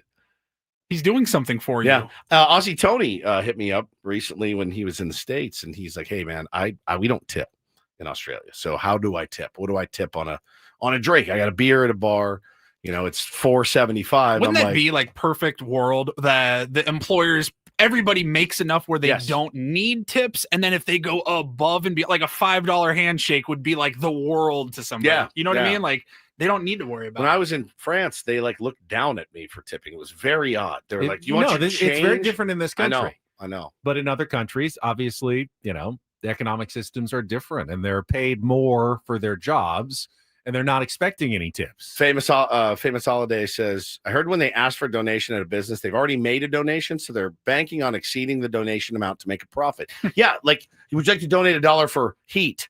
Like, no, like hot temperatures. They've really gotten uncreative. If it says like the American Heart Association for kids, I'm like, all right, I'll give you $1. I'll round up for you. But it's literally like weather, bad weather. I think the last one, we bought a mattress a couple of months ago, and the guy at Mattress Firm was like, "Hey, we have a charity that we're a part of. Would you like to add at the end?" And I'm like, "Sure, maybe." Kind of like what. But then he starts explaining. He's like, "It was very specific. Yes, it's it for was kids like, that don't have mattresses. San Diego women and girls of victims of abuse, and it goes to this house." I'm like, "Done." If you get specific stores, if you're listening, if you get specific with me, I will give you my and money. hyper local helps too. So this is interesting. Adam just texted us because he just moved. He said they had 4 movers. They provided snacks and drinks for them. Bought lunch. Now he said they offered to buy pizza for lunch, but then they all asked for tacos instead. So they went out and got a bunch of taco plates instead of the pizza that they were going to get. Tacos were more expensive. They ended up tipping $25 per person plus the taco lunch. $25. But they also got to pick their lunch as opposed to just getting what they got. I don't know. All right, so that's 2 carne asadas for you, 1 pollo asada. You also want horchata and a cheese quesadilla. Hey, horchatas can get kind of expensive. They can. It's so good. $5 for a horchata. Here's an extra 25. Here's an extra 25. Carne asada fries, extra guacamole. Oh, okay. That's so good. All right, we need to take a time out because Take on Woods is coming up next, and we are still trying to qualify Tier 1. So the trip to Las Vegas, to the Sphere, to see guy's the just Eagles. trying to chime in and help out, and he still gets dragged. Hey, we were I gonna love get you, Adam. pizza and beer. He's literally trying to get it with pizza and beer. The old pizza and beer move. Leftover round table. Hey, I got all this round table from last Thursday. Oh, I love it. Thanks, Adam. Let's Dynamite open up the phone lines. 833-288-0973. 833-288-0973. Woods is going to take on a Tier 1 for a chance to qualify for the Sphere in Las Vegas. Coming up next year with Ben and Woods after traffic on 97.3 The Fan. First, though, I'm going to talk about SDFatLoss.com. My weight loss strategy can be your weight loss plan as well. Join the Tier 1s around San Diego who have lost thousands of pounds simply by eating regular foods from the grocery store. Nothing extra to buy like shakes or bars. You're simply eating your own food out of your own refrigerator, out of your microwave, out of your oven, whatever, and losing weight up to a pound of fat per day and 10 to 20% of your body weight in just 60 days. It worked for me. I lost 40 pounds in 60 days. It can work for you as well. And if you're a little trepidatious about like the injections that people are doing nowadays, no injections involved. Plus, when you get done with the injections and you stop taking them, they have shown this, the weight will come right back on when you stop taking the injections. With SDFatLoss.com, the maintenance plan will keep the weight off after you're done. I've kept my weight off for 2 years plus now, thanks to the great strategies that you can employ as well. No exercise necessary to lose the weight. It's just an eating plan with great strategies, great coaching, some accountability. That's all it takes. You can do it. You absolutely can do it. Just set up your free consultation right now at SDFatLoss.com. Mention my name, Ben, from Ben & Woods. You're going to get $200 off here through the end of September, and then the offer expires. So make sure you go this month at SDFatLoss.com. Get it done today at SDFatLoss.com. Results may vary.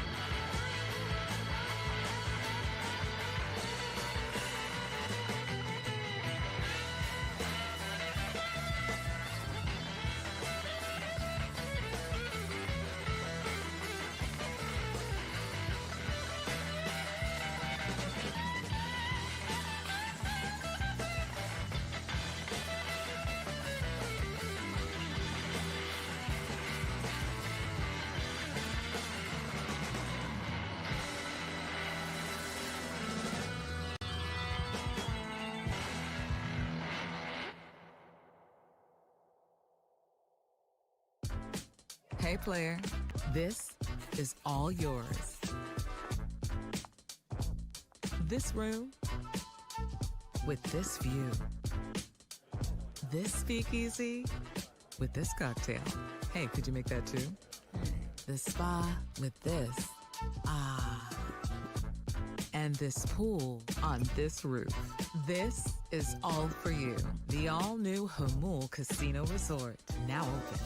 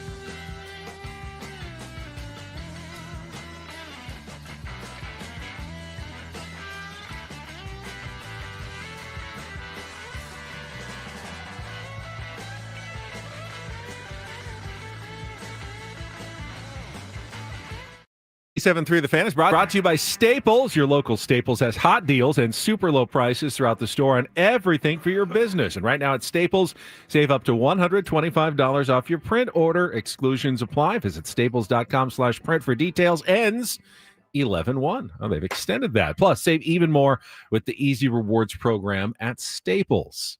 You ready to play? Know that. All right, we got a contestant on the line. Let's do it. It is time to take on Woods.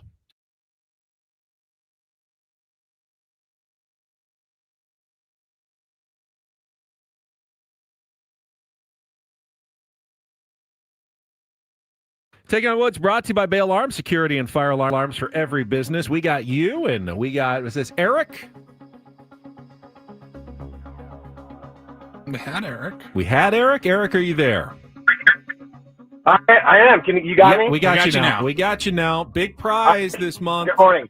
Big prize. If you can beat or tie Woods in our 5-question musical trivia challenge, you will qualify for our grand prize trip for two to see the Eagles at Sphere Las Vegas, including 2 tickets to the show on January 30th, a 2-night stay at the Venetian Resort, a Vibey VIP package, and a $100 gas card. Eagles residency continuing with new dates added. You can check it all out at Ticketmaster.com to get your own tickets. We will give you the choice of categories here to give you advantage. Woods has left the studio. Your choices, Eric, are songs about somebody. Those are all 2-second songs with the word somebody in the title. We've got the mystery category. That is the 2-second song. The one-word song title will appear in all the other answers. And we've got the living room. Those are 5 songs that all include the word living or livin' in the title. So songs about somebody, the mystery category, or the living room. What would you like to play, Eric? I'll go with somebody. Songs about somebody. All right, we've got an all 2-second song category today. This is how it works. Paulie's got 5 different songs. You're going to play them one by one. To score the point, you need to give me the song title and the artist. And then Woods will come back and we'll compare the scores at the end. So every single song begins, the title begins with either somebody or somebody's. Got it, Eric? I got it. All right, 60 seconds on the clock. Your time begins when Paul plays our first song. Again, the category is songs about somebody. Good luck, Eric. Let's take on Woods.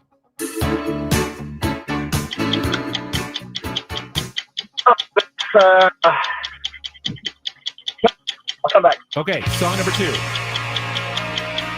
The Killers. That is correct. Song number 3. When the truth is found.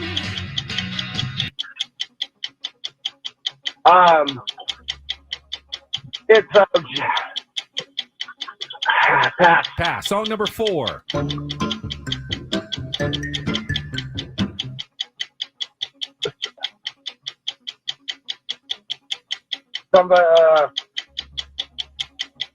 Yes. Somebody like you. Incorrect. I don't know the Song artist. number 5.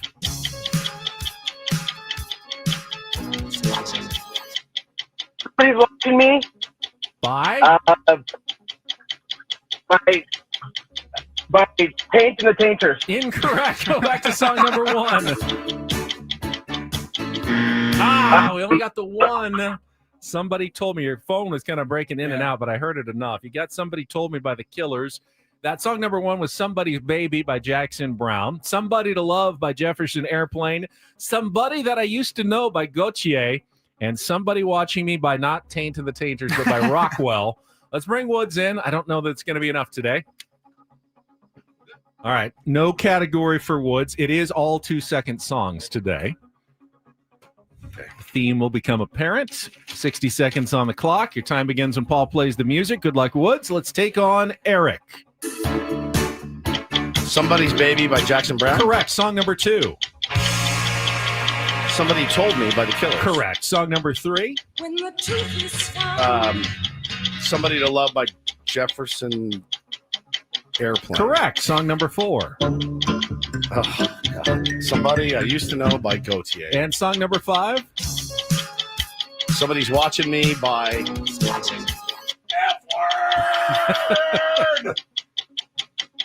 I always feel Ray Parker Jr. It's actually Michael Jackson on the vocals, but the Rockwell is the name of the band. But you did win 4-1 today over Eric in the category Songs About Somebody. Songs About Somebody. All right. No Here's Gautier qualifiers again. And Kimbra also. Gautier and Kimber. What is Gautier doing right now? I think he's actually one of Paulie's movers in a couple weeks. Like, oh, I know you. Here's a tip, man. All right. I think we have 3 qualifiers so far. We will try again tomorrow for the trip to Las Vegas for the Sphere, the Eagles, and the Venetian. No winner today, but thank you for playing. Eric, come back. Our Linsider, Dennis Lynn from The Athletic, gets you an update on Xander Bogaerts and more behind-the-scenes news from your San Diego Padres coming up next year on 97.3 The Fan.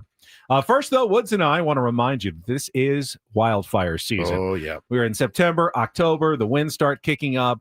Things can get very dangerous around San Diego with extreme heat, dry vegetation, and changing weather conditions, which is why SDG&E may need to call at points for a public safety power shutoff. What does that mean, Woods? It's not something that they want to do. It's not something that they enjoy doing. They're not sadistic. They don't like to watch you suffer. They just want you to not die in a fire is really what it boils down to. So you need to stay prepared. You need to have an emergency kit and a plan ready. Make sure they have your most up-to-date contact information should they need to contact you in case of an emergency. Sign up for outage notifications at sdge.com/notify or download the Alerts by SDG&E app. Being prepared is everyone's responsibility. Yeah, not only do you get the outage notifications up to 24, 48 hours in advance, but also when the power comes back on, I guess that would be an inage notification. Power inage. They will let you know as well, which is just as important. So you know when the power's back on for good. Again, though, go to sdgne.com/notify to input all your information so you get that info and download the Alerts by SDG&E app.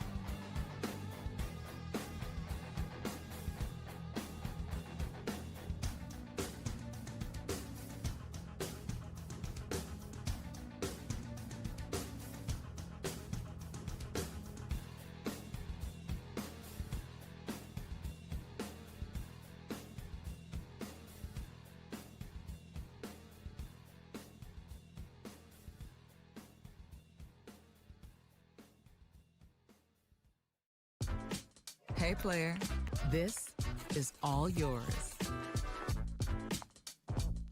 This room with this view. This speakeasy with this cocktail. Hey, could you make that too? The spa with this. Ah. And this pool on this roof. This is all for you. The all-new Hamul Casino Resort, now open.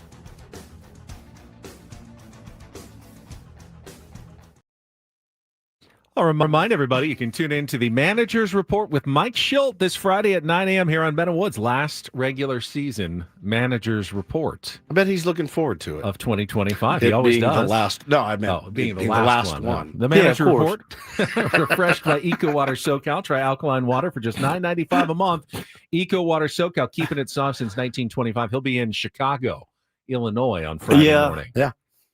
But on the south side. Yeah. With possibly a return trip to the north side of Chicago in just a couple of weeks. And we'll chat about that and more with our Linsider, Dennis Lynn, right after traffic here on 97.3 The Fan. From the 855 Get Ross Traffic Center, protecting San Diego after accidents or injury, here's Kelly Danek. Traffic is sponsored by the kids of Caltrans. Just a couple things to mention here. Collision on westbound 8 right before College, not showing if any lanes are blocked. And two-car collision in the North County, South 15 past Auto Parkway. It's over to the right shoulder. My mom, My papa, my daddy. works for Caltrans on the freeway, right next to speeding cars. Please be careful. Be alert. Be work zone alert. Brought to you by the kids of Caltrans. Happy Monday, Padres fans. It's time to discuss the weekend that was for the Padres with our Ben and Woods Linsider, Dennis Lynn from The Athletic. Brought to you by the all-new Hamul Casino Resort, the player's place. And as we say good morning to Dennis Lynn from The Athletic. Dennis, let's start with some injury updates. Seemed like some encouraging news over the weekend about Xander Bogaerts. And what's the status of David Morgan's potential return after the team put him on the IL? I believe Xander's going to be in Arizona this week getting some live ABs. He's already taken on-field batting practice at Peckles, so that's a good sign. He said the fielding is where he's still behind, or not behind. It's just expected that he's not quite comfortable yet moving around fully. So we've probably got, at least I would imagine, maybe close to a week or more before he returns. But all things seem to be treading in a good direction toward a return before the start of the postseason. And David Morgan, they're just, I guess, giving him some downtime, and he's throwing, playing catch again, and there's some shoulder fatigue there, but I would expect he should be back sometime around the minimum 15 days. So yeah, just giving him a blow. But yeah, in the meantime, I think the Padres would like both of those guys back as soon as possible. Yeah, I couldn't agree more, Dennis. It does open up, as we always like to talk about. You don't want to be the negative Nancy, certainly, because getting Xander Bogaerts, I think, inherently is a great thing. But, somebody will be forced out at that point, right? One of these bats that is continuing to contribute for you. We don't know what the plan will be when Xander Bogaerts returns, certainly, but that will mean somebody's got to go, sit and be a bench piece. Any idea on who that will be? Or do you think it'll be just kind of, hey, these guys are hot, these guys are not, we're going to give this guy a day or this guy a day? What do you think the plan looks like?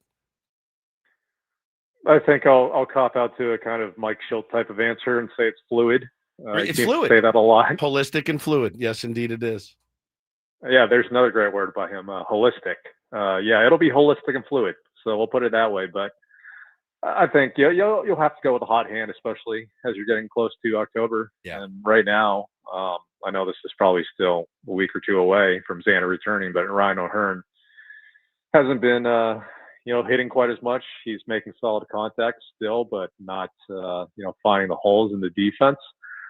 So maybe if it were today and Xander were returning today, maybe Ryan O'Hearn would be the guy. Yeah. But again, holistic and fluid, right? Yep, can't be Gavin Sheets. I know that. I saw someone online, and this is so mean, refer to him as Ryan O'Ludwick yesterday. Ryan O'Ludwick. Which hasn't been that bad. So bad. But, yeah, I mean, and, Ramon Laureano's cooled off as well after being, basically carrying the team for the first month after he got there. But just because a guy is not hot now, Dennis, he could be hot for the playoffs. I mean, we are seeing maybe the biggest story, though, is Jackson Merrill heating up.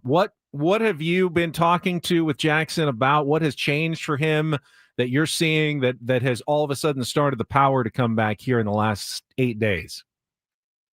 Well, number one, he's healthy. He hasn't run into one of these fluke injuries that he seems to have every few weeks this season. And, a couple weeks, since he came back from the ankle, he's been able to stay on the field. And I think some of it is, the fact that his past 4 home runs have come against the Rockies does say something about the quality of the competition. But at the same time, the Padres have struggled all season to crush, bad pitching, yes, at least on a frequent basis. So Jackson's doing that, and he's going to the opposite field. I think there's just a confidence and swagger that he's regained just by, playing and playing well. So I think the on-base percentage is still not where you would like it, but the fact that he's making contact with authority is exactly what the Padres need. And, if Jackson Merrill is going to be this version of Jackson Merrill, I think the Padres' chances of going farther in October are a lot higher. Well, it's also the beard, the goatee, as you just wrote about in your piece for The Athletic. Teams do this, they do it in all sports. Hockey is the playoff beard. We're all going to grow the playoff beard. Some guys look better than others, but they have the goatee going on. But it's not going well. They're not able to recruit every single guy. Does it really work if not everybody buys in? Right? Like if Paulie and I decide, hey, we're doing our playoff beard, and Ben's like, I'm not doing it. It doesn't work. Don't you have to have everyone's buy-in? And they already said, Tatis said no, Laureano has said no. Like, we're not doing this. Well, I think if you look at the guys who are sporting the goatee, Mason Miller being maybe the best example, they all seem to be doing pretty well. So if you want your stats to tick up here at the end of the season, maybe you should hop aboard. But like Manny Machado said, he can't really grow a goatee. It would take like a month. Not until this October. It'll take until next October. Yeah. So a year from now. But yeah, everyone's kind of doing their own thing. And a couple guys, it feels like, have jumped aboard this goatee train, and it seems to be working for them. So, Jackson, Mason Miller, Gavin Sheets, although, Mason's had it since last year. Those guys are all, standout performers. So maybe there's something to this. I don't know. They asked Crony to do it, and his quote was amazing. He goes, I'm an independent person. He's going to do what he wants anyway. No, it's good stuff, Dennis. I like when teams do that. And it seems like they're, it's amazing what wins can do. You take 3 out of 4, and the mood is certainly light. Now, going in to take on the Mets. The Mets they did win yesterday, a walk-off, needed a walk-off to get their first victory in, I think, 8 games or 9 games. They're scuffling right now, but they're fighting for their lives right now. And you can't take any opponent lightly at this time of year, especially a team as talented as the New York Mets. And should be a really, really interesting series. Have you kind of kissed the division goodbye as we have all just kind of let it go today a little bit and just kind of getting ready for the wild card series? Yeah, but can you do that when, like, in 2 days they could be a game back? I know, mean, but I like, think mentally, I'm not going to hang on so tightly. And I wonder if the players are. Yeah, I think it's smartest to kind of just focus on what's ahead of you right now, which is potentially winning your first road series this season against the playoff team since the Brewers in May. Yeah, so if this is kind of like their last chance to prove they can really do it on the road before October against a decent team. And you can argue that the Mets are not a decent team, but like you said, they're fighting for their playoff lives. So I expect it to be a good test for the Padres. But yeah, the division itself, I think, I mean, just the only reason they're in it is like Tanner Scott. Honestly, he's been keeping the Padres, his old teams, in the race for the NL West. So I think it's best to just kind of, not worry about that. And if you're the Padres, then just worry about trying to win a road series against a good team for the first time in several months. It's nice after all those years of the Dodgers sending down spies who performed poorly in San Diego that Padres can return the favor and send someone up to perform poorly for the Dodgers. Dennis, the question of the day, we've talked about it earlier. We asked Craig Elsten, so we'll ask you. Padres playoff rotation. How do you think it shapes up, for instance, in a 3-game wild card series against the Cubs? Yeah, the first 2 spots, I think, are interchangeable at this point. We'll see what Michael King provides the rest of the way. The first start back from the knee setback looked really promising. I mean, 5 innings, not his best stuff, not his best command. To still go 5 innings with that kind of efficiency is really encouraging for them. And I think if he's clicking at the right time over these last few starts in the regular season, he very well might be the number 1 guy. But Nick Pivetta has been so rock solid and steady all season. I know there is a home road disparity there, so maybe that's a consideration. But one of those 2 guys is going to take the first game. The other guy would get the second, I would think. And then for game number 3, I think it's kind of a toss-up still between Dylan Cease and Yu Darvish, who I don't think they don't want to push Yu Darvish very much until they get to the postseason. So maybe he turns it on a little bit more then. And then, just Dylan still trying to prove you can be someone you can rely on down the stretch. And so far it's been an uphill climb, but I think one of those 2 guys will get the number 3 spot, assuming they get to a 3rd game. But I think, the fact that they've gone 5+ innings and a bunch of starts since that long stretch where they didn't go 5 innings, that's a good sign for the rotation. But I do think, the fact that they still have a great bullpen is going to be relied on, heavily in October. So maybe all this talk about the rotation doesn't matter as much when you've got, Mason Miller striking out the world. Dennis, appreciate the update as always. Thank you. We'll talk to you again next Monday. Thanks, guys. Dennis Lynn from The Athletic. What's interesting, Michael King's scheduled to start tomorrow. Then if he goes on normal rest, he'd pitch on the final game of the road trip on Sunday in Chicago. Then he wouldn't be able to pitch until the following weekend. But if he was going to be your game 1 starter or even game 2 starter on Tuesday or Wednesday, that wouldn't be enough time to get him enough rest. So we keep talking about having 3 more starts. But if he's pitching game 1 or 2 of a wild card series, he's only going to have 2 more starts to have full rest in between those. So it'll be interesting to see what, after tomorrow, if the Padres push him back a little bit or what they do to make sure Michael King is both sharp but not, overused between now and game 1 of a playoff series. They sent Sears down, didn't they? They did send Sears down. So you got to wait to call him back up for a White Sox start. It might time out fine. All right, we have 1 hour to go. Paulie's got some headlines in the Reindl Report, including more from college football as well. Some breaking news from yesterday as well. All coming up next year on 97.3 The Fan.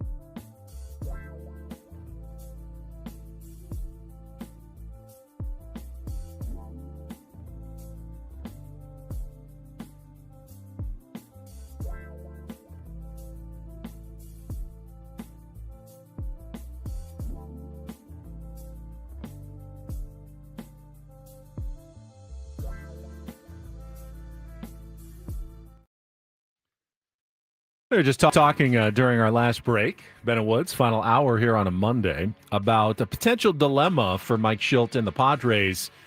Should the season come down to the final weekend in battling the Dodgers for a division title? And there's very, very possible that the Padres can have a playoff spot clinched even by the end of this week, but still be battling for the division title. Sure.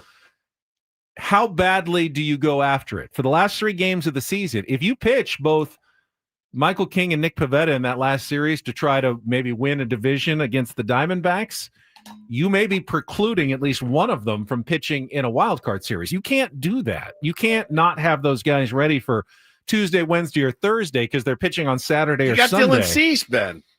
In the regular Nasty season. Nestor. Nasty JP Nestor. Sears. What are you talking about? We're replete. But the Dodgers also will have the same dilemma. Yeah. They won't be able to pitch. Now they have more options to go to, but they won't be able to pitch a couple of their starters that weekend because they'll have to save them. Do I go with Snell or Glasnow, or do I go with Otani, or do I go with Emmett Sheehan, Yamamoto, Kershaw? Decisions. So that could give them an advantage over the last weekend, given that the Padres won't be able to start their better pitchers. I had the most fascinating conversation with my buddy Delaney, who is a rabid Dodger fan, and our kids are really, really good friends. And we were talking about it. He goes, I go, how you feeling? And he goes, I mean, it's weird. It's weird to be going into a postseason where I have to now trust Dave Roberts to leave starters in a game. And I go, dude, it's such a brilliant point that you make. That's the strength of their team. I said, when managers get into the playoffs, things get weird. They get kooky the third time through and all this, even though you're looking out there, you're going, that's Yamamoto. Let's all agree. Yamamoto is a guy I'm leaving out there till his arm falls off, right? Yes. Glasnow? Snell? Kershaw? Right? I mean, like if they give you 5. Otani is definitely he's 5. Yeah. But that's a guy goes 5 or 6 innings in a playoff game these days. You're like, oh my God, what a workhorse. Like, this guy's unbelievable. So for Dave, where the bullpen is really a weakness for him, how does he manage this? It's going to be riveting. They're likely headed. Now, even if they get through a wild card series, which they'll be favored in, they're headed right now toward a potential division series against the Phillies, with games 1 and 2 and potentially 5 in Philadelphia. I don't think that's a great matchup for the Dodgers. No. In that series with those hitters having to face the Dodgers bullpen, we saw what happened when even the Padres had Robert Suarez in the game against Bryce Harper.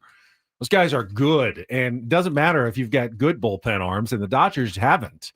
That's a bad matchup potentially for the Dodgers in that playoff series, which means if, the Padres somehow get through and beat Milwaukee, which would be their next opponent, again, getting ahead of ourselves, but you may not have to face the Dodgers at all in the playoffs this year. Yeah, it's just going to, and the other weird thing about this is, and we all know this happens every single year, so brace yourself for it. The worst bullpens immediately become the best ones in the play. It's just the guys that haven't played good defense play good defense in the playoffs. Guys that haven't hit much start to hit. When they say crapshoot, it's legitimately a crapshoot. You might as well throw darts at the board sometimes, but it will be really interesting to see how Schilt manages it, what he lines his rotation up to be, and how long he lets his guys go. Right? What if Nick Pivetta comes out and gives you 4 strong in game 1? 4 strong shutout innings, 0-0 though. What do you do? Knowing I got Mason and I got all these guys, and I can play for my one run that I'd love to play for so Jason much. Adam, it would have been a different equation. Story. Yeah, I think you have to stick with your starter a little bit more, a little bit longer in that situation. Paulie also brought up the big point that how cool would it be for this year for the Padres to dethrone the Dodgers? Oh yeah, to win the division would with be all amazing. they spent and hang a division banner. And I can't deny 1996 was really cool. In 1996, Padres went down to the last weekend of the season, trailing the Dodgers by 2 games. And I believe they won on Friday and Saturday, and the Dodgers lost both games because they were playing the Dodgers, and then it was tied. The Padres clinched a playoff spot, though. So that last game wasn't to get in. It was just to win the division. But they won it, and it was very cool, and we all celebrated, and we hung the banner. Padres didn't win a playoff game. They got swept by the Cardinals in the first round of the playoffs. But again, playoffs are a crapshoot. It's twofold though. That would get you home field in your playoff series, the wild card series. And yeah, I think there is still something to be said, jokes aside. You hope it's not the only banner that you hang this year, but there is something to be said for taking down the team that's won it, 14 out of 15 years. And we get to play Adam's clip if that happened. Perhaps. No, not yet. But if playoffs maybe again. Not even for the division. I don't know. You don't think that's worthy of the Padres and slayed the dragon again? Don't know. All right, Paulie, he's got the Reindl Report headlines. Let's get to it. And get things started here with our today's edition of the Reindl Report. Now tuned into the greatest. Welcome to the Reindl Report with Paul Reindl. Hi, Paul. All right. 2 stories from the world of sports that we haven't gotten to yet. We'll start off in Major League Baseball. And 1 story that you didn't know you needed. Are you laughing, biatch? It's the Reindl Report Hey, Paul, how you doing? Okay, how are you? on 97.3 The Fan. Are you ready to bless the mood? I need some help, please. That was good. Can I get a oh yeah? Oh yeah. All right. All right. Happy Monday. All right. How we doing, gentlemen?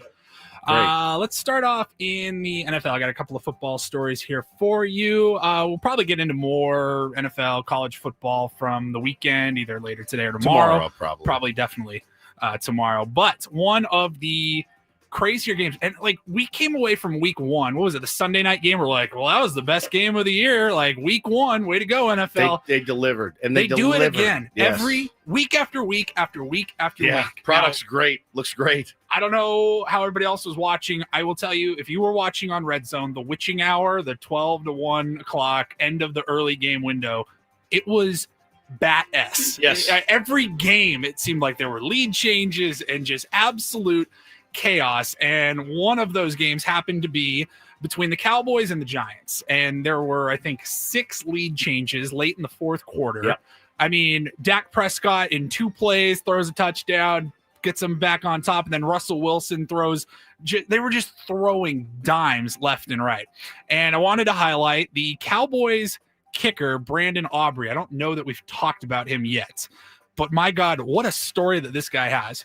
So he played soccer at the University of Notre Dame, if you guys have heard of that place. Indeed, sir. He was played there for, I think, all 4 years. 0-2 Notre Dame. Yes, I've heard of them. The 0-2 Fighting Irish. Now, He played soccer. He did not play football for the Irish.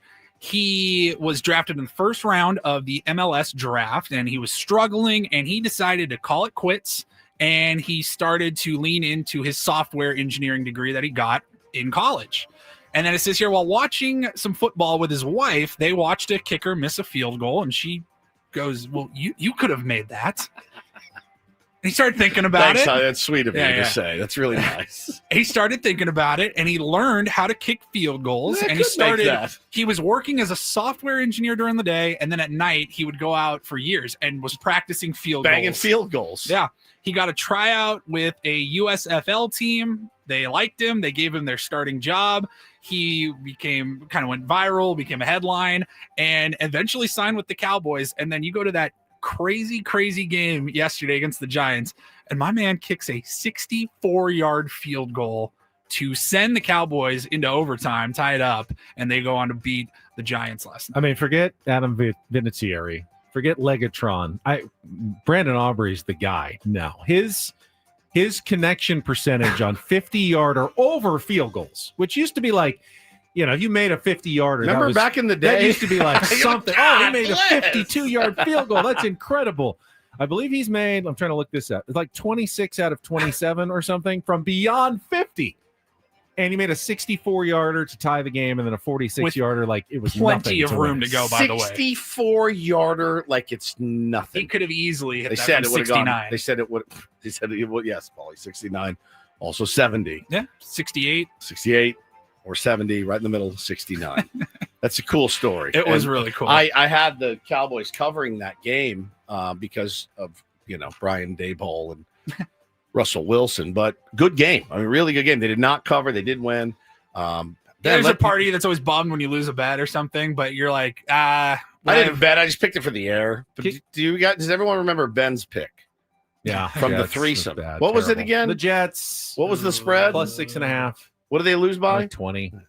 I think I picked the Cowboys with you, and at the end of the day, I was not bummed because you're like, that was a was a great phenomenal game. finish to that. The Great game. Kicker is so weird. We talked last week about how, these men play for 59 minutes and 59 seconds, and then Matt Prater, who looks like a 60-year-old man, walks out and decides the game. And then I'm watching college. I'm watching Georgia against Tennessee on Saturday.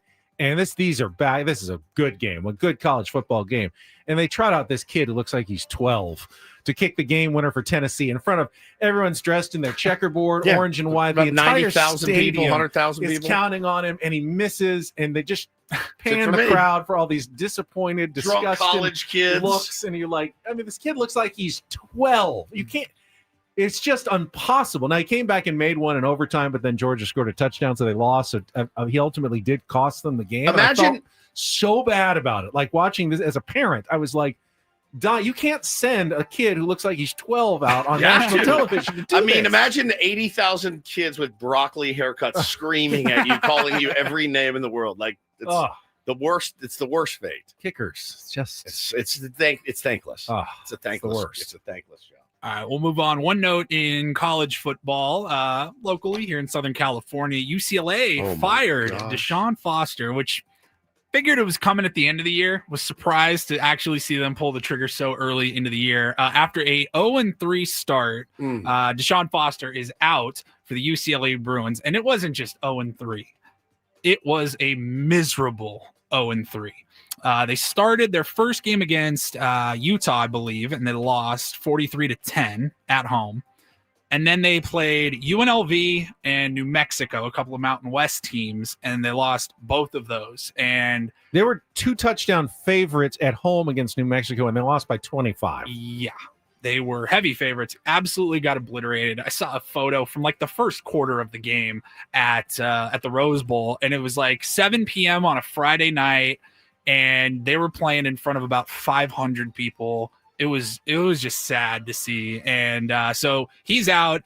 They even kind of admitted, UCLA's athletic director, Martin Jarman, he said, I regret putting Deshaun in that situation where we were going into the Big Ten. And even though we were supported from a resource perspective, getting a start so late really disadvantaged the beginning to his coaching career here. He was in his second year. He went 5-10. Or 5-10. 5-10 during his time there. And yeah, I mean, they got the quarterback that they wanted, the guy from Tennessee, the transfer, the guy that made all the headlines in the offseason, Nico Amaleva. He's not finding it right now. It's one of those deals you kind of set up for success or for failure. And we actually work with a guy here. I was just talking to him at the break. He's a UCLA Hall of Famer for volleyball. Oh, yeah. And I was talking to him. He went in with Deshaun Watson, and he said, I met him. Deshaun Foster. Not Deshaun Watson. Not totally different Deshaun. Deshaun Watson. And he goes, you literally couldn't. Foster. Did I say it again? Yes. Deshaun Foster. Jesus. Deshaun Foster. Do it in your Foster hillbilly voice. Hey, Maybe boy. No, Deshaun Foster said he's literally the nicest guy you could ever meet. He doesn't talk. He's just really quiet, soft-spoken guy, which, he so didn't talk that he just closed his practices to the media entirely because he didn't want anyone talking. No one's going to talk. Here's the problem. Foster. They are now going into their Big Ten schedule. They play at Northwestern this week. ESPN gives Northwestern a 75% chance to win that game. That may be their most winnable game the rest of the year as well. Wow. They got number 2 Penn State, number 1 Ohio State, number 19 Indiana, at Michigan State, Nebraska, heavy favorite, Washington, USC will all be enormous favorites. Unless they beat Maryland at home. Game now. Unless they beat Maryland at home in October. And Maryland's favored by 66% to win that game right now, according to ESPN. UCLA is staring down the barrel of an 0-12 season right now. Amazing. You guys wanted this Big Ten. Here you go. You wanted it. You wanted it more than I did. Wow. Yeah, rough start. Not good. All right. Well, and so, the statement comes out, and it's like, no, he's always going to be a Bruin for life. They did him dirty. He just canned me. I mean, that was an unwinnable situation, I think, for him. And that's somebody that played for you. Yeah. He's a UCLA Bruin. Deshaun Foster. Deshaun Foster. Thank you. Deshaun Watson. That's a different story. Different guy altogether. All right, then finally, we'll lighten it up here a little bit. The Emmys were last night. Saw a little bit of it, but wanted to go over just some of the big winners. Who was the host? I saw him. I didn't. Nate Bargatze. Oh, was that him? Clean comedian. He's funny. Yeah, I really didn't know. funny. I didn't recognize him, but I'm not the biggest fan of his. I know Woods likes him a lot. I think he's so funny. I don't know that he's the right guy though for like an award show. I think you need somebody that's not as like dry and like clean humor. Like you kind of need a bit of a little more edge. pep to your step, a little bit. You'd love him. He's clean. Yeah, you would love him actually. Ben. He's funny. I had a little trouble understanding him sometimes. Yeah, it's got a little bit of Tennessee. Tennessee. Couple of the big winners. The Pit won from HBO for best drama series. That is the hospital medical ER type You show. have you watched this? ER2. It's phenomenal. I've No, I seen haven't bits seen and it. parts of it. Megan was watching it, I've not. and it's really good All right, so if you're into the hospital doctor. I'm not because I can't watch them be like, he needs a new spleen. I can't do it. Did you Oh, watch his legs ER back hanging in the out. day, right? No. You didn't watch ER. So I did it's not with, watch ER. It's with the same guy from ER, Noah Wiley. He's Yeah. the star of The Pit. I can't watch. Look at this guy's leg. It's sticking through his skin. Oh my House? god. Did you watch House? No, Little medical I didn't watch drama, House. Mystery. I No? don't like going to the doctor. I don't like seeing sick people. I don't like seeing gross. It's really, really good. I don't remember a lot of that stuff. It's more, the drama of dealing with family members who are waiting on their, you know what I mean? It's Sounds intense. terrible. It's intense. It's two parents in cancer remission. It was best drama. I don't want to watch it. It wasn't best comedy, okay? It was best drama. But it's good. It's very, very good. Not for me. Best comedy series went to Apple TV Plus's The Studio So good. with Seth I Rogen. have not watched that. It's yet. so funny, dude. Fantastic. It was so. I love Catherine O'Hara's in it, right? Yeah. I love her. It She's was great. it was better than I thought it was going to be. It was fantastic. Let's see that. Yeah, like I said, Severance won a ton of awards. Adolescence won for best limited or anthology series. That I think was I saw that wild. a 15-year-old was like the youngest recipient ever. He won the award. Seth Rogen won best actor in Bro, a comedy. The Studio was so good, so well done, so funny. He's got two shows currently. He's got The Studio and Platonic, and they're both on Apple TV Plus. Yeah. They're both funny. He's really like coming into his own right now on Apple TV. And I think he said something like, I've literally never won anything before in my life. Nice. Yeah, it's So, really, really well good done. for him. Jean Smart won Best Actress for Hacks in a comedy series. And I think those are probably the highlights. They did a little tribute to the Golden Girls, which had debuted 40 years ago yesterday. Many a high school Friday night. And they You're reading the TV guide, they playing recreated the bridge. set, and then they had, who was it? Country music. They came out and sang the theme song, Thank You for Being a Friend. I missed all of it. I missed every single second of the Emmys. I was personally happy for my beloved Kristen Milioti from The Penguin. She was the lead. She won Best Actress in a Limited Series. I was like, there were only 8 episodes. I was like, I need more. She absolutely crushed it. One of the best shows I've seen in the last couple of years. Either. Phenomenal. But you're not into Batman. I'm Batman adjacent. I'm more into Batman than some of the others. You would love. You'd love The Penguin. Yeah, It Colin was Farrell, I love. So he All right. kills. It's more like a It's like a crime drama series than It's a superhero series. mob, there are no superheroes mafia. in it at all, actually. Yeah. And then they did, I don't know exactly what they were doing, but they had some sort of money counter in the corner during the Emmys where you would get your allotted time for your acceptance speech. And then they said it was a donation to the Boys and Girls Club. I think it started at $100,000. And every second that you went over on your speech, they deducted $1,000. Now that's genius. Now they did end up making all of it up. course. Like Nate Bargatze himself donated like $250,000 instead of the 100,000 that they missed out on. It did get people going faster, though, I think. Oh, Like, yeah. If they're costing money to charity, the more I talk. So That's really good. It's a good idea. Said every winner is supposed to have 45 seconds to talk. So Nate said he would donate $100,000 to the Boys and Girls Club, but $1,000 away for every second is taken away for every winner that goes over their time, and then he would add $1,000 for every second they left on the clock on the table. Thank you very much. See you later. It's great. Caitlin says you have to watch The Pit. You have to, and I just it's a gore thing for me. I don't remember there being I don't know if it's a lot super. of Was that. was ER gory? yeah, oh yeah. Yeah. See, I think there's enough to make you queasy, but it's more just like you feel like you are that head doctor, and you're just like, oh my God, like he's dealing with his own staff and all of their personal stuff, and then how to deal with these families. When my dad showed me his scar from his surgery, showed me a picture of it, and I was like, it looked like he got hit in the stomach with a cannonball, right? And he's like, look at that. And I'm like, I almost passed out. My taint swells up. I just get like so uncomfortable when I see it. I was in an ER, and a guy was like laying there writhing. I had diarrhea, and so I went to the ER a few months back. You may remember. A guy was laying there like writhing in pain, and I'm just going, I cannot do this. I can't. I can't do it. So if it's one of those shows, it could be the Sopranos in the ER. I can't watch it. I can't do it, man. It just makes me so queasy. Tony in our YouTube chat with a throwback to our 8 o'clock segment. Do you tip your surgeon? Yes, I would. I would absolutely tip my surgeon. Or is he just doing his job? Makes a pretty good amount of money. That's what you think, but Doc, I mean, thanks if for the anyone new does gallbladder. Here's deserve it, wouldn't $100. it be your surgeon? It's true. Like if anybody deserves deserves for a doing tip. well, that you want them to Thank go you. above and beyond and do extra well on you, it would be your surgeon. Caitlin says you have to watch one episode. If you don't like it, it's not that I won't. It's not that it's not a good show. I don't want to see some of these entrails hanging out, or this guy's got a severed arm. Like I can't do it. Can't do it. All right, we got to take a timeout. Good job on the Reindl Report, Paulie.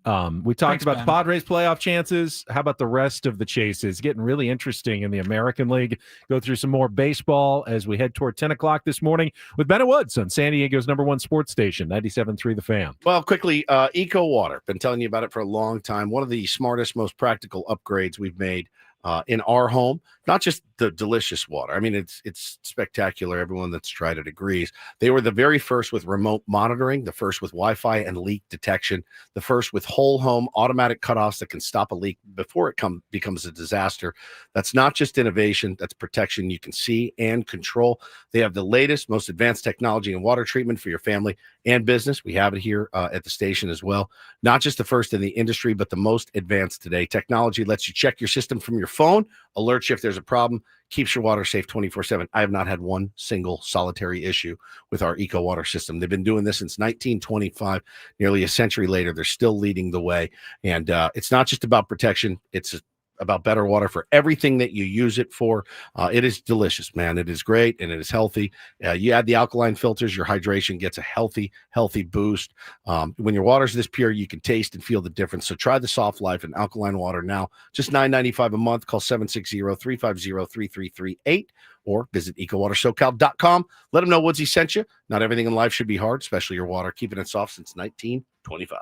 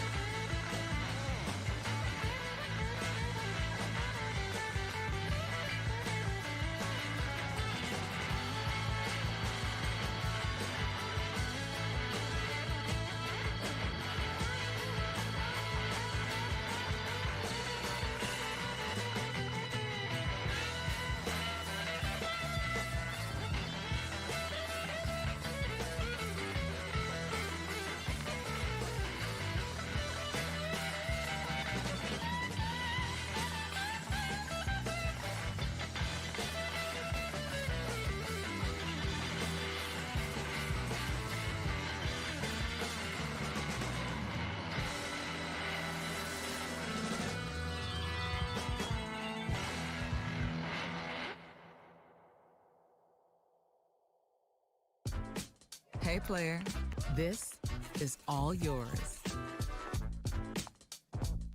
This room with this view. This speakeasy with this cocktail. Hey, could you make that too? The spa with this. Ah.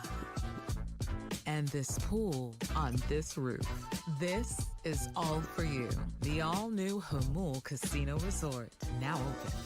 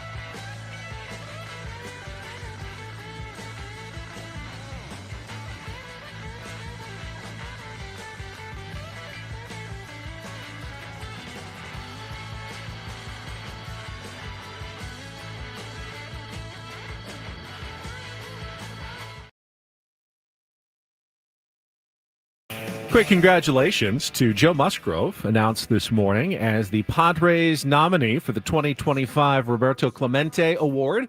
Each team gets one nominee each year. It's about community involvement, philanthropy, positive Amazing. contributions, extraordinary character.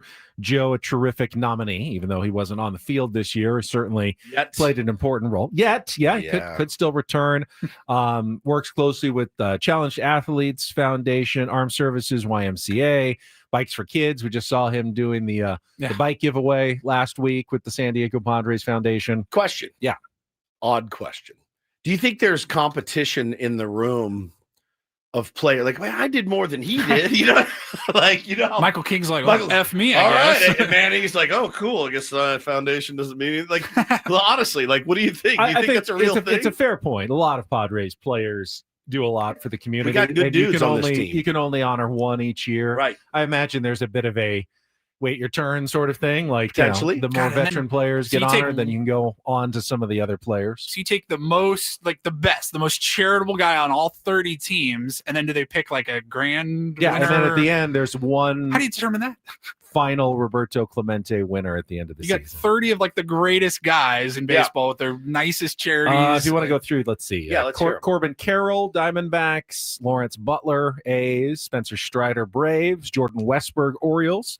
Liam Hendricks of the Red Sox. Kyle Tucker of the Cubs. Mike Tauchman of the White Sox. Brent Suter from the Reds. Bo Naylor for the Guardians. Kyle Freeland for the Rockies.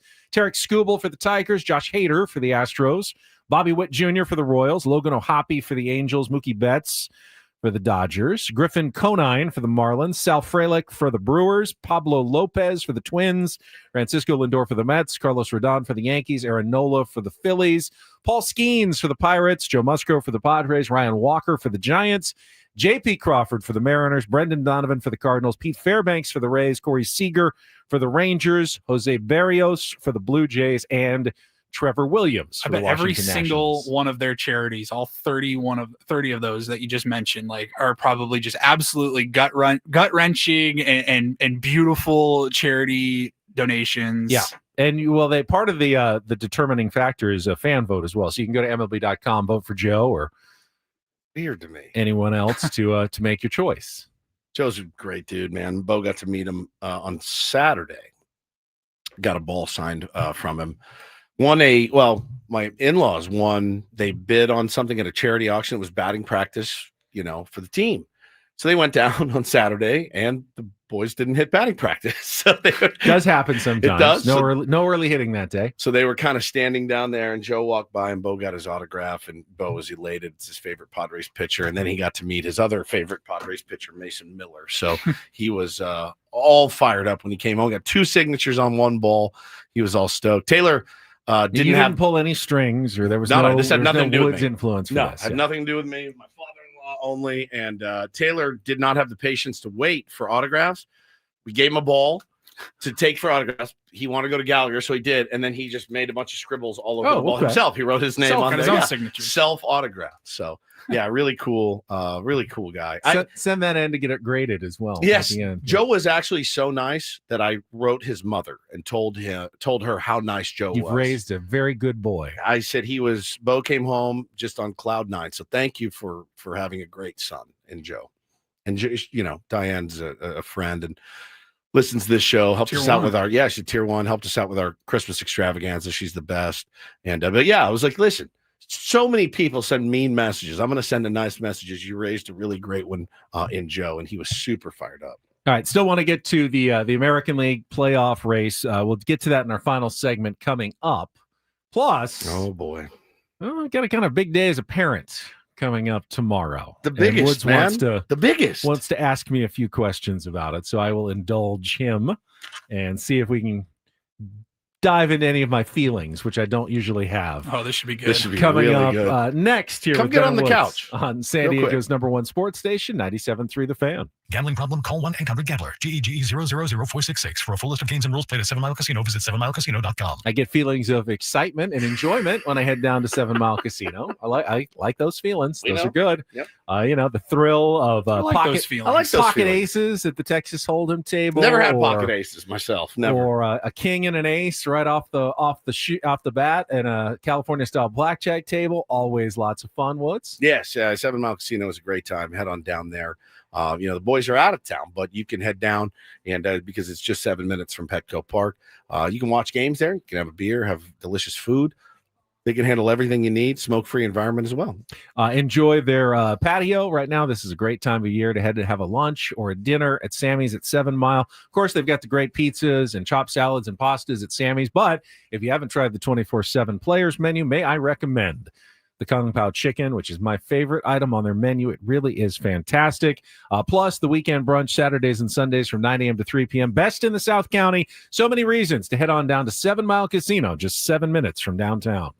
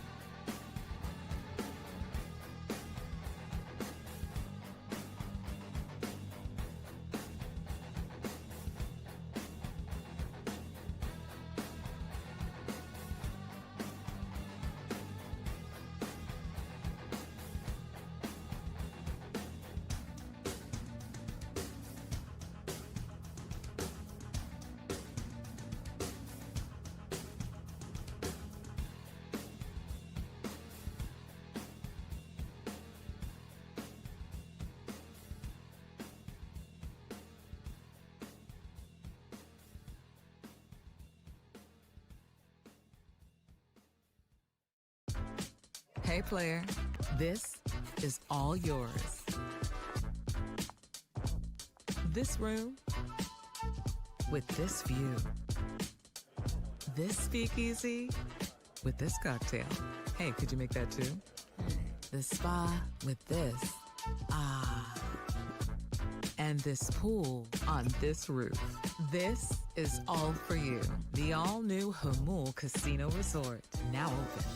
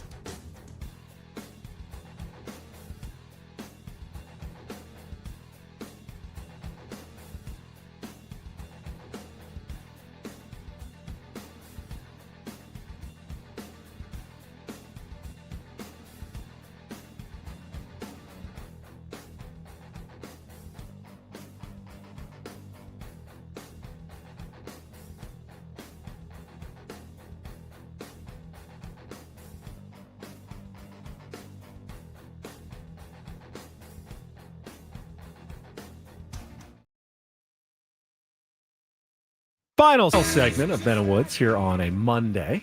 We'll have Monday Night Football tonight for you. It is the Raiders hosting the Chargers. We'll have the second game for you, the 7 p.m. start here on 97.3 The Fan, after probably a lot of Padres talk all afternoon with Braden and Chris and Tony. Yeah, no game. Off day. Tony's in New York, I would think. Yeah, I would imagine. Off day, but should hear from him, I would think. Tomorrow, though, is kind of a big day. We had a dinner last night to say farewell. My son is moving to Seattle on Tuesday, leaving the nest, as it were. Yeah, tomorrow morning starts. You're going to drive up, take 2 days. Got a place, got a job lined up. He is moving in with some friends, some buddies. How old is he? He's 20.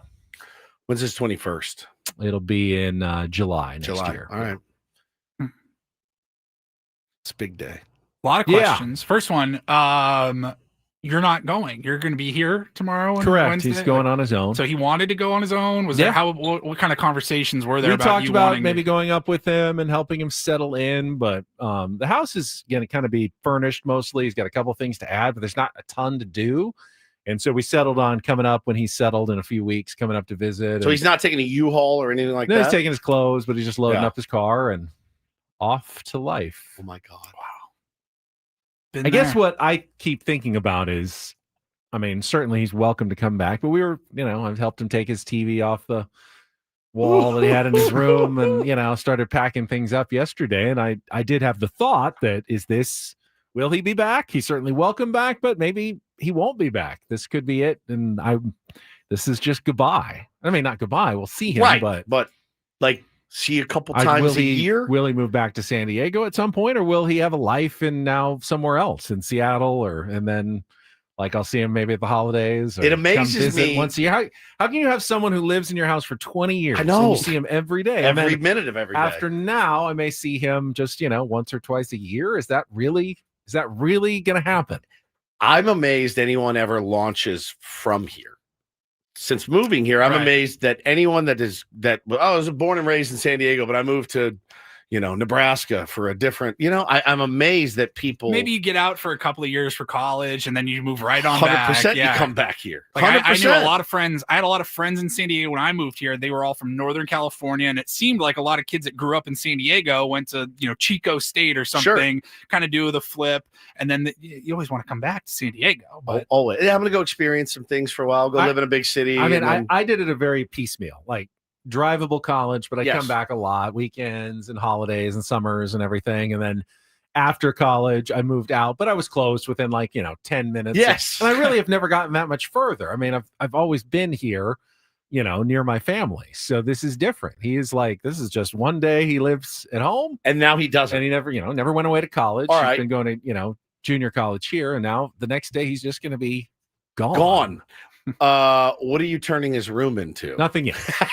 Nothing. What at are your all. plans in turning his room? Nothing really. I don't Finally, want. I don't want to you're- think you're- about that. I want to keep it there for him if he needs You it. do that for a while. You can do that S&M dungeon that you've continued to talk about. Finally, Which would at probably freak him out when at he some came home. point, the Peloton might need to move in there, but I'm not doing it anytime soon. Yeah, the day after, like tomorrow afternoon, Yeah, you're not no, moving it no, in. I'm All not. right, Dad's got a gym now. My wife would. My wife would. She would expand her already growing gym into one of the kids' rooms. I don't know how you're doing it. I don't know how you're doing I guess the way I'm doing it is simply the realization that this is a sign that I have done things correctly. I think you're right. I agree. This is what is supposed to happen. And, if it goes well and he meets someone there and creates a great life there, then It's a isn't that what I selfish- want? Isn't that what I've been hoping for these 20 years? It's like a This selfish is what I fear. wanted, right? It's a selfish fear of you as the parent. Right. Like you would love for them. Like my mom would love nothing more than me to move back to like coastal Washington and be down the street from her. It ain't happening. It's not happening. It ain't happening. My But like parents you're too. also happy and proud of him that he, if that is the path that he goes on, gets a job, falls in love, you know what I mean? Like makes his life up there. You're still obviously super, super happy and proud of him. You're proud of him. It's a bunch of different emotions that you go through. If I had to bet, just knowing him, he's gone. I think he's kind of gone. Yeah, I do. I kind of do. That's it for me. I do. I'm glad that he's going somewhere that I like. Yeah. Seattle, it's a good place to visit. Good Like, restaurants it'll for you. Give me a good excuse to go up to a city that I don't get to that often, but do Yeah. enjoy. And Yeah, Dad, I'm moving to Waxahachie, Texas. Like, oh, all right, cool. Enjoy. See you at Christmas. You think you'll cry tomorrow? No, I don't think so. What? I'm about to cry for you. I do agree that it's definitely something I think a parent should be proud of. I'm happy about it. I really am. When's he leaving? What's the Yeah, what's Tomorrow morning. I mean, he wants to drive through most of California tomorrow, and then he'll spend the night and then get the rest of the. So you're just gonna way like say through. goodbye to him tonight? Tonight, yeah. Wow. And then we're gonna try to. I'm gonna get home from work, and we're gonna try to do dinner. Just family unit. Give him the boys. You give him brother. a little cash. I think his brother's. I bet his brother's a wreck. He's I bet he's a more wreck. of a wreck than I am. I bet he's yeah. a wreck. Yeah, 100%. he's definitely. I can tell he's a little spun out. It that sucks. brother's leaving. It's making me sad. It makes me sad for you as a father of also two boys. And I told Bo the other day they're building this monstrosity by our house, all these apartments and stuff. And I go, maybe you just live there, and then you're close enough down. We're talking years away. I said maybe you live there. Mom and I are down the street, but you still have your own life. Maybe that's the. I'm not going to be able to let go. There's just no he's way. been very independent for the last couple of years. Yeah. I'll go, many days without seeing him and just seeing him in passing and say hello. But technology nowadays, I mean, It's true. FaceTime. you just see him whenever you want. Yeah. It's and then it's a 3-hour flight, Paulie, right? I mean, like 2.5. 2.5. max, If anything happens within the afternoon, you can be up there and whatever, he could be back. It's not. Good news is I'll be like 70 when my kids are ready to leave, and I probably will have no faculties left anyway. So I don't even know they're gone, to be honest. You So won't remember their names. I won't remember their names. It'll work well for me. So I timed this thing out great. How is he splitting that up? I've done that drive several times. I've done it where you break it I up. think he stopped. Like he did it to test out a few months ago when he was checking out places with his friends. I think he stopped in Red Bluff last time, and then Yeah, I it's don't know about if that's- 23, 24 hours. he might be able to go a little bit farther. He thought this time. But Me and my buddy did it one drive when I was like moving down here, like all my stuff. He drove down with me and then flew home, and we wanted to see how fast we could get there. Yeah. Like minimal stops, drive through, gas, that's it. And I think we did it in like 22 and a half. And then when you lot of break it driving. up, It's a if there's an lot of accident, it's easily a 23, 24 hour drive. And you got to break that Hey, up. man, that's a young man's game at 20. 20, no problem. I did it. I drove the entire way because I wanted to know, like, for whatever reason, if there was ever an emergency, if I ever had to If do there's it. an emergency and you drive, that's a problem. Well, yeah. When you're 20 and money is tight, you kind of, I just wanted to know that I could do it.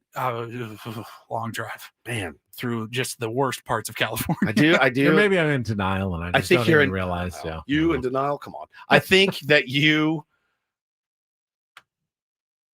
that it's okay if you're sad, but it's also you should feel proud because that's a good thing.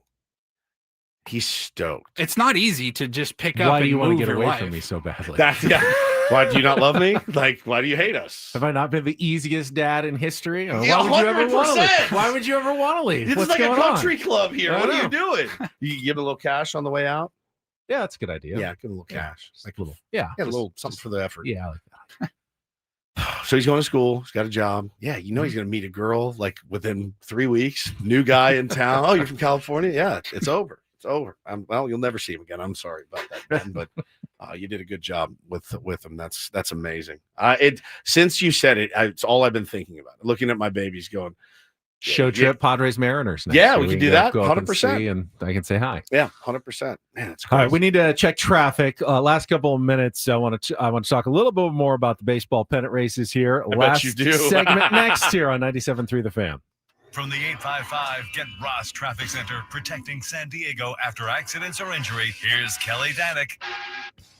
Traffic is sponsored by the kids of Caltrans. Not a bad wrap-up for our morning drive. No incidents, no accidents, and really no brake lights to report. Looking pretty smooth all around. My mom, My papa, my daddy. works for Caltrans on the freeway, right next to speeding cars. Please be careful. Be alert. Be work zone alert. Brought to you by the kids of Caltrans. So the Boston Red Sox and Yankees played over the weekend, Woods. Yankees got the first two, but the Boston Red Sox won the last one. So they're a game and a half behind. Yankees lead the wild card race. Boston second, which means if they stay there, they will meet in the wild card round. Which would be great. And then the Mariners have won, 9 in a row? They have passed the Astros. So the Mariners lead the AL West. The Astros are now the last wild card team, which means if they stay there, they will also meet. So you could have two division rivals in the American League.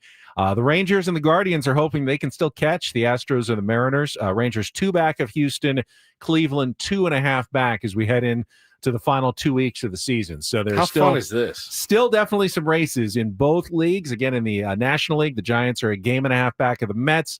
Diamondbacks are 2 back, and the Reds are 2.5. So essentially, you got 5 teams on the outside looking in that still all feel like, hey, 2 weeks to go. We have a hot 2 weeks. We can still get into the playoffs at this point. Crazy. I mean, the races in the AL are going to be nuts coming down to it. Anybody play each other? I don't know how much head-to-head there is. The Giants and Diamondbacks are playing each other the next 3 days. Yep. I think the Cubs and Mets have a series. Obviously, the Padres and Mets are in the playoffs right now, but they play each other. In the American League, I'm not sure what's left. If the Mariners, let's see, they are red hot right now. It's taking on the Royals. They're pretty much buried anyway.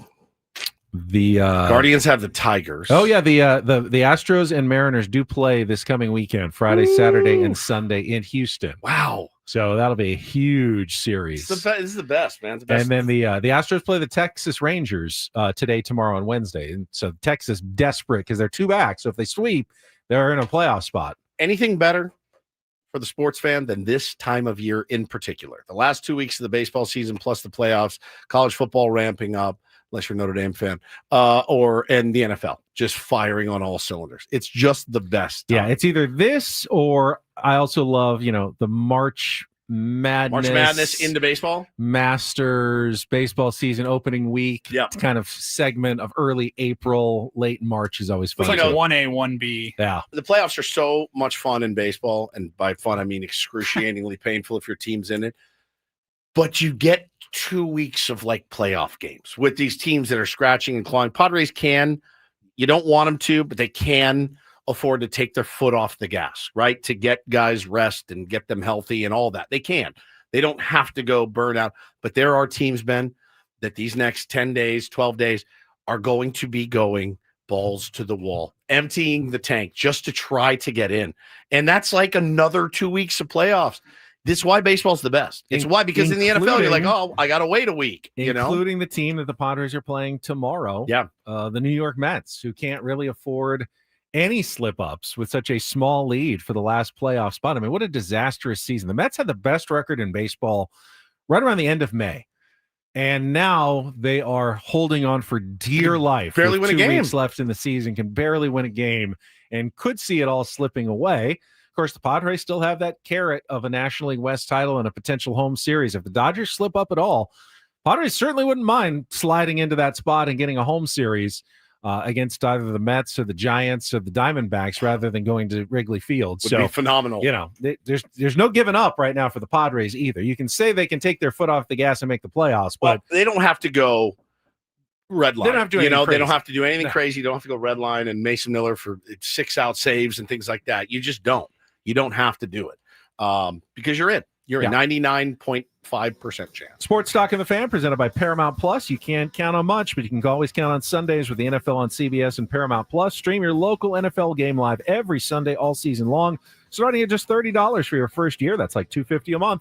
Visit ParamountPlus.com/NFL to get started today. All right, Cox on the way to my house, Ben. Go deal with your take care of princess Cox. treatment for Paulie, for Woods, and Ben. We'll talk to you tomorrow morning at 6 here on 97.3 The Fan. So long, everybody.